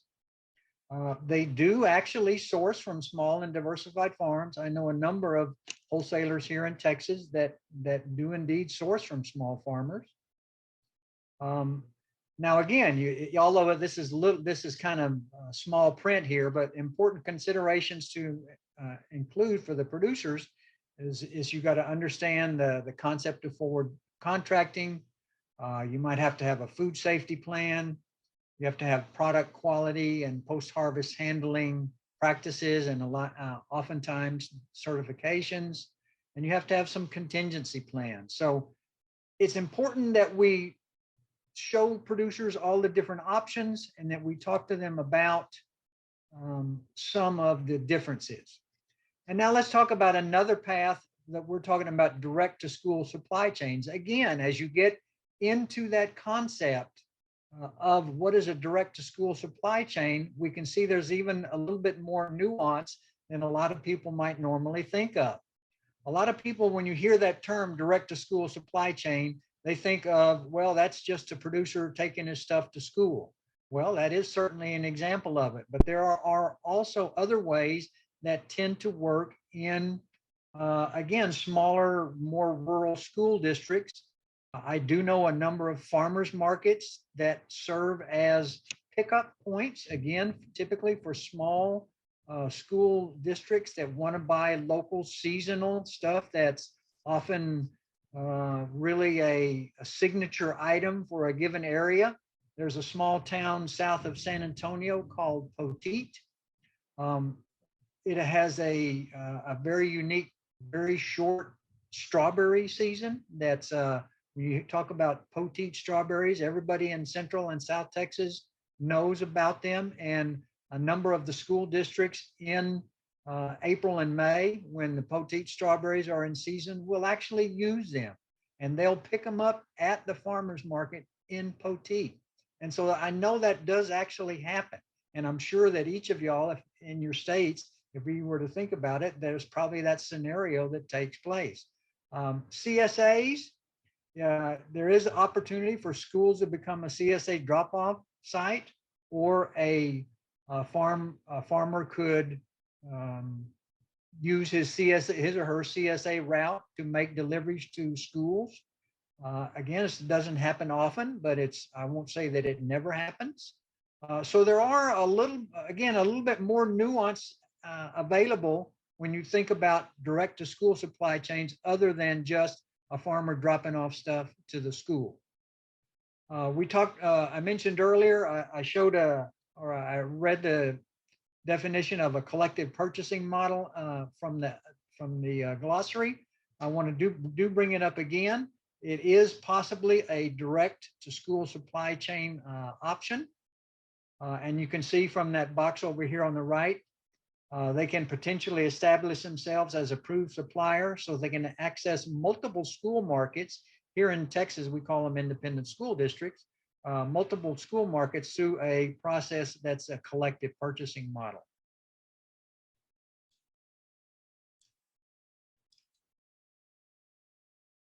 one of the things that now that we've presented them with all these different opportunities or different possibilities, then we want to maybe go over quickly the potential pros and cons of each one.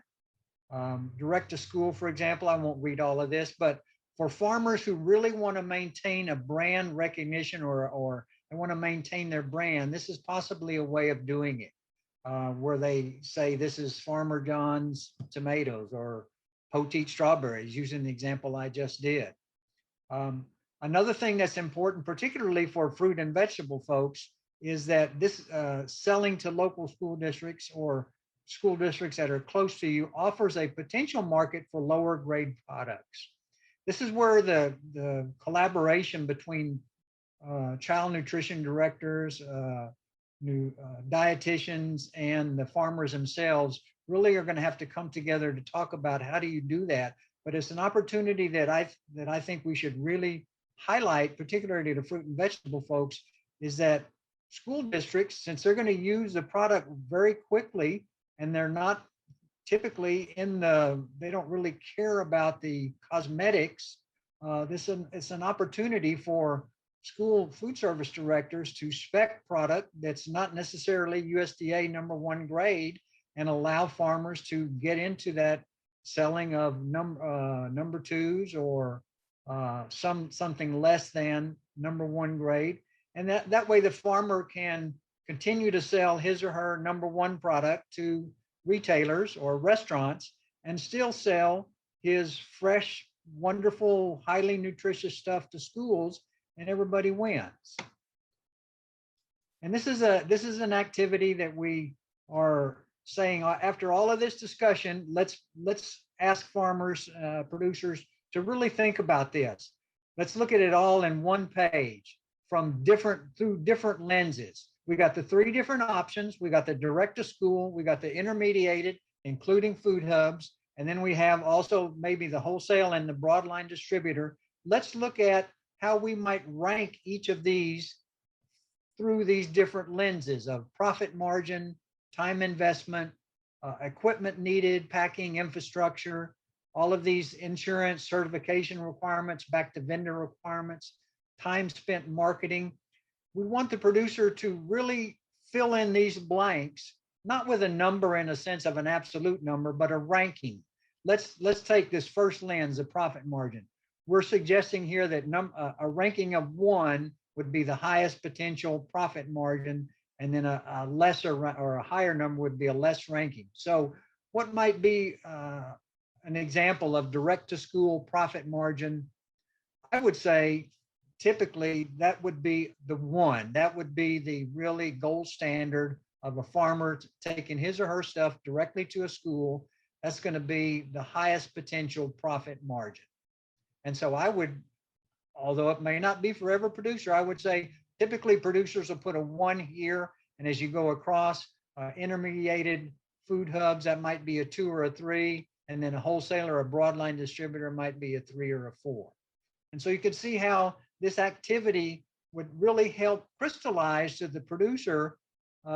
Maybe as you go down the first column, direct to school has high ranking in profit margin and something else, but not so high ranking in the other lenses. And so he or she then can see in one glance what might be some real opportunities to think about how you get your product to the school. Again, we're talking about the marketing channels. This is, again, remember, this is the first part of module 2. This is section A. And so now let's go to section B. Now that we've talked about how do you get your stuff there and really thought about some pros and cons of each way, now let's again talk about some vocabulary and some topics that really producers are not very accustomed to talking about. What's a school solicitation? If you look at this box, you can see what it consists of. It's a collection of what are they looking for, when do they need them, how much do they need, and any sort of requirements that they have for potential vendors. So that's what a solicitation is. And you, as an example of requirements, product specs. Again, we're using fruit and vegetable example here, but certainly a lot of food service directors will spec particular varieties of apples or varieties of oranges. Here in Texas, citrus is a big deal. And so I know that a number of food service directors will spec whether they want Mars or they want Valencia oranges or Mars oranges or navel oranges, for example. Quality sizes. Apples here in Texas, typically the spec is a 213 count, so they don't have to cut them, right? So these are all the different things that producers really need to be aware of as they learn how to read solicitations. Again, we're suggesting that an applied activity might be page 65. Let's go to page 65 if I can ask you to do that. Let me see if I can do that here real quick. This is the producer workbook. I'm going to find my producer workbook and go to page 65. You can see that this is an example from Durango in Colorado. All of the different incredible detail of a solicitation. We put this here because we want farmers, producers to really be aware of the detail that they're going to have to get comfortable with when they start getting into this farm to school game. You can see as you keep going through the solicitation, addendum D, where it talks about the pack sizes, the minimum deliveries, all of this stuff is if you're interested in selling to the Durango public schools, you have to really know. And so that's why it's we would suggest, obviously, as you do trainings in your states, that you get a solicitation from a school district that's as close as possible to the training site that you're doing or from where the producers are coming. Again, in Texas, we anticipate doing that in maybe 5 different regions, north, south, east, west, and central. But you show them all of the different detail that they're going to have to know about their product and be able to talk about to food service directors. Here's some suggestions that we want to make sure that we share with the producers. Again, this is in the realm of personal communication skills. Not only do you have to know all of these things here, avoid judgment, don't shame school food, be prepared for your conversation, never show up unannounced. I can't emphasize that. I'm sure all of y'all would emphasize the same thing. Share your expertise and your passion. That's pretty easy for most producers. Communication is a key. Remember, developing trusted relationship takes time. That's an important one. You know, you always hear that saying that the relationships develop at the speed of trust. And so that's something that we need to really emphasize to them. This slide right here is just a kind of a way of stepping back and us asking the producers, okay, let's think about that. If we as trainers are going to be doing the training, we're envisioning maybe separating the producers if they all have been in one big audience. For this particular activity, we might separate them into smaller groups according to the sector of product that they're selling. In other words, we have the fruit and vegetable folks in one small group. We have the meat producers in another group. If you've got any folks that are selling bread products or anything that has some grain in it, you might have them in another group. And so you can really focus on what are the topics of interest to fruits and vegetable folks, or the interest to the grain folks, or the meat producers. And then I want to give one more example of how you go about customizing this stuff. You see these pictures that I put here, and these are just a way of reminding us that as you're doing your producer trainings, you need to customize it. These are pictures that I picked that really make sense to the Southwest region. You can see this picture on the left here is is the hatch chilaquiles, right? That would make sense to the folks in New Mexico. They would immediately know what that is. This picture here on the right is a pasture poultry operation of a guy that I know well who does it right outside of Austin. It's called Greener Pastures. This picture up here on the right is citrus, which is a big deal in school food service in Texas. I know all of these three people personally. And so this is the opportunity for you to really customize it. Use the statistics from the state that you're in or from the region that you're in. Identify the school purchasing groups that make sense for the region that you're in. Bring up a school website so you can, if they have any solicitations on their website at that time.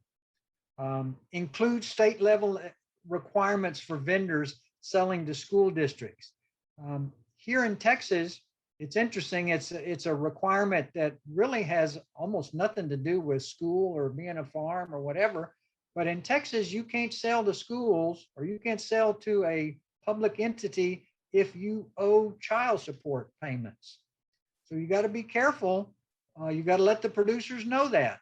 Certainly, you're not going to ask anybody who owes child support payments, but you do need to let them know that there are requirements that could mean that they need to go take care of some business before they can get into this game of selling to schools.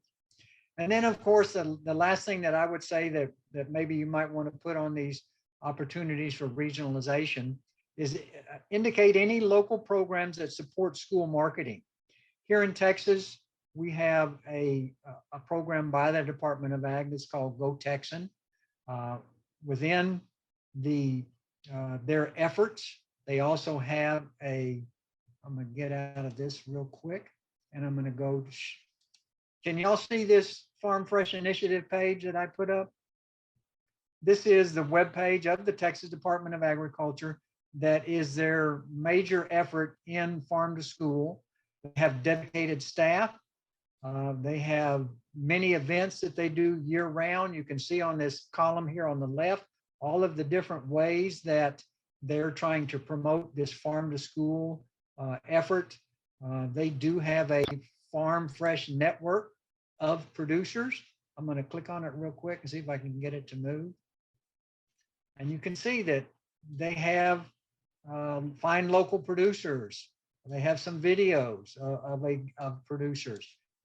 They have an application for producers to join the Farm Fresh network. This is a tool that certainly we'll be using here in Texas to try to attract and recruit producers to come to our trainings. And so I'm guessing that there are going to be similar resources available in each of the states that y'all represent. So please make sure that you check with either the Department of Ag or the Department of Education in your states that might have these resources. That's all I have to say about Module 2. Again, you'll notice that Module 2 is structured just like Module 1, and you'll see that in 3 and 4. This particular module is dealing with 2 different content. How do you get your stuff to the schools or to the commissaries or wherever it is you need to get it? And then also, how do you learn how to talk with the food service folks that are doing the procurement? That's the content areas for Module 2. I'm going to stop sharing. Now, do we have any questions? I see there's some chat. I don't know if those are questions. Yeah, I see Jenny Lee posted, thank you, the AMS website. Any questions? Module 2. Again, we were anticipating that farmers would be thinking, yeah, I'm interested in doing this. How might I do this? Who do I talk to? How do I get it there?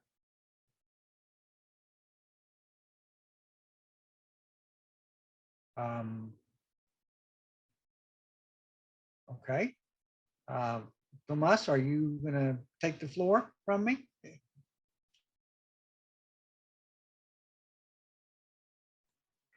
I think if we're not going to be moving on to any Q&A, what we have scheduled is for a break next, but maybe if there is someone who's interested in maybe sharing any thoughts, questions that you have for Robert while we have him here, feel free to come off mute and ask away or share your questions in the chat.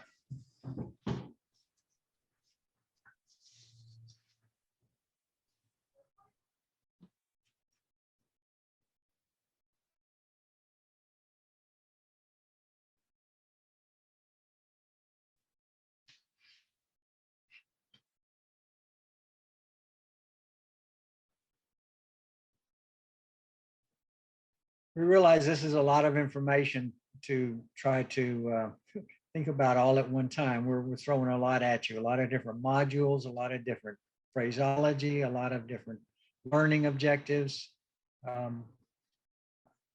We think we've done a good job of putting in all of that in its right place, but it's a lot to think of. I know at the spur of the moment.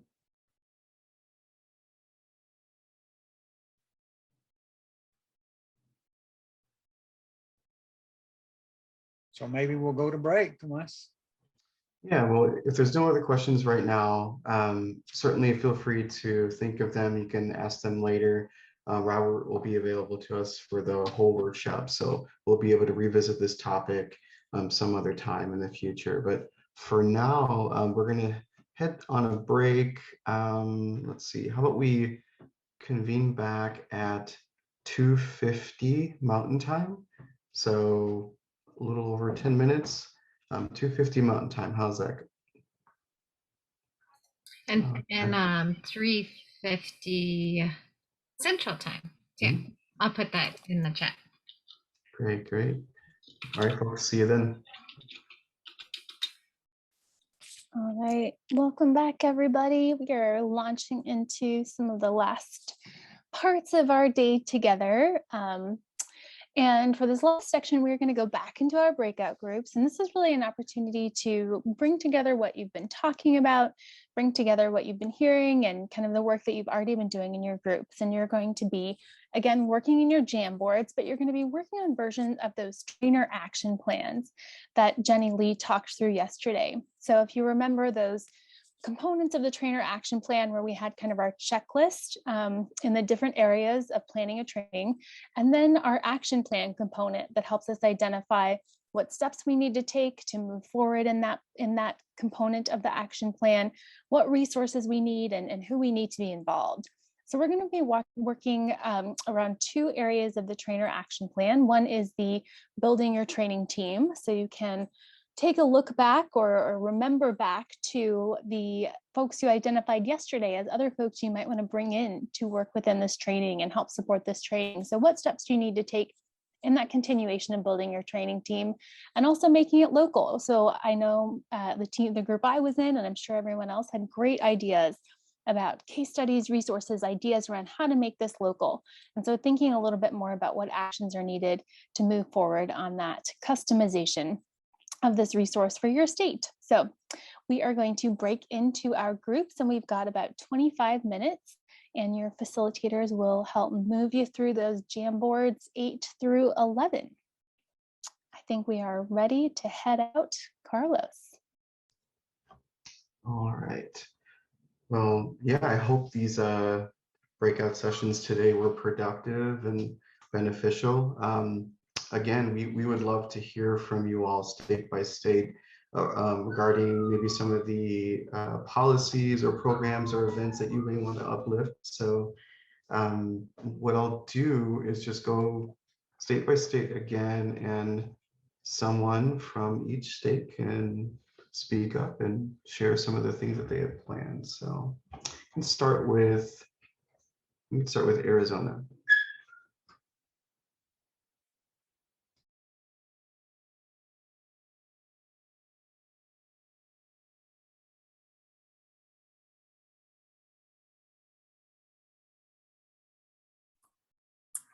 I can go. It's a little challenging to kind of sum up everything that we talked about in one go, but I'll try my best. We really just spent a lot of time, again, touching base on who has what puzzle piece, who we need to connect with across state agencies, including like obviously Department of Education, Department of Ag, but again, we really identified a gap in identifying producers that have experience in navigating the farm to school realm. And part of that is that we're missing a key staff member that holds that knowledge. So making sure that we connect with her and ask specific questions. And then we spent a lot of our time talking about kind of like tools and resources of exactly how we're going to get everyone in the same room. There was a lot of excitement about collaborating, like a lot of articulation that we don't want to reinvent the wheel. We want to work together, not in silos.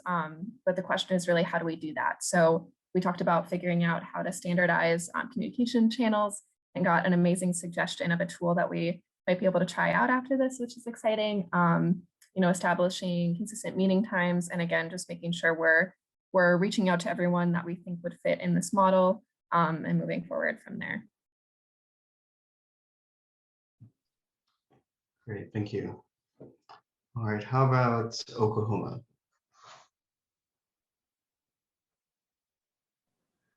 Well, we've talked a lot about the same stuff that Raven was talking about, putting all that together. I think for me, I think just building that confidence and knowing that I do have resources, and I have folks that can fill those resources. And what we talked about too is collaborating with Arkansas, which I'm excited about, to really do a good job of trying to bring the two states together, since we border each other, that we can build a good farm to school program within that area, and to continue building our own programs and getting other people involved. Thank you. Arkansas? Hi, yes, we're excited to collaborate with Sherry in Oklahoma. That's a really natural fit. So that was a great idea that Sarah came up with. And we are moving forward, building on some of the work we've already done with webinars, et cetera. We just launched a website that houses a lot of the procurement information that combines the Arkansas Grown, Arkansas Made program with the Arkansas Farm to School.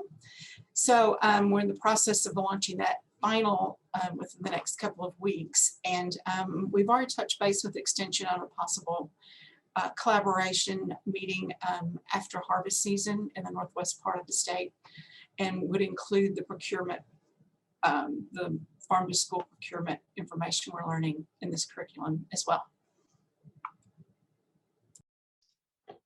Thank you. All right, Louisiana.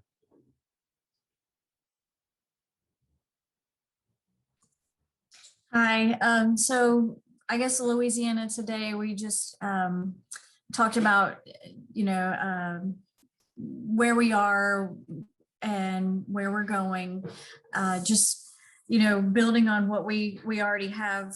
As Arkansas mentioned, you know, we have a great website that has a lot of procurement and producer resources on there. So building on that, and we're kind of like in a holding pattern, whereas we were in the process of hiring another team member, and then we're also waiting on finding out if we get some grant money that is going to support this endeavor. So bringing on those regional farm to school ambassadors.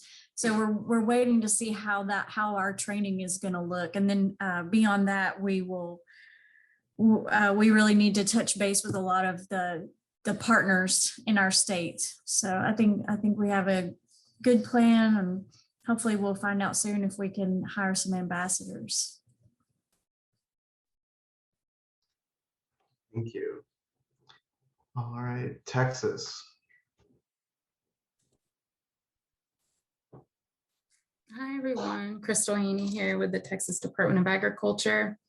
Some of the initiatives we talked about uplifting through this training was the Farm Fresh initiative, which Robert actually mentioned when he was going over module 3, I believe it was, which recruits producers and you know, brings them into this initiatives and we give them tools and try to connect them with schools that are interested in purchasing local. And then we also do something called the Farm Fresh Challenge, where we ask schools and CACFP operators to pledge to serve local for a different month throughout the year. And we also have a Farm Fresh media campaign that we run once a year, where we focus also on recruiting producers, but highlight positive relationships that were built through the Farm Fresh initiative. So we talked, of course, about tapping into a lot of the relationships that we've built through these initiatives to bring those into the training. And we felt like we did, when we were trying to identify gaps in the training team, we thought we did a really good job brainstorming, and we thought we'd checked all the boxes, but the next step is just getting all those people on board to come and be a part of the training. And then, yeah, we just spent some time thinking about how we could sync up NCAT and TDA's timelines for actually rolling out this training.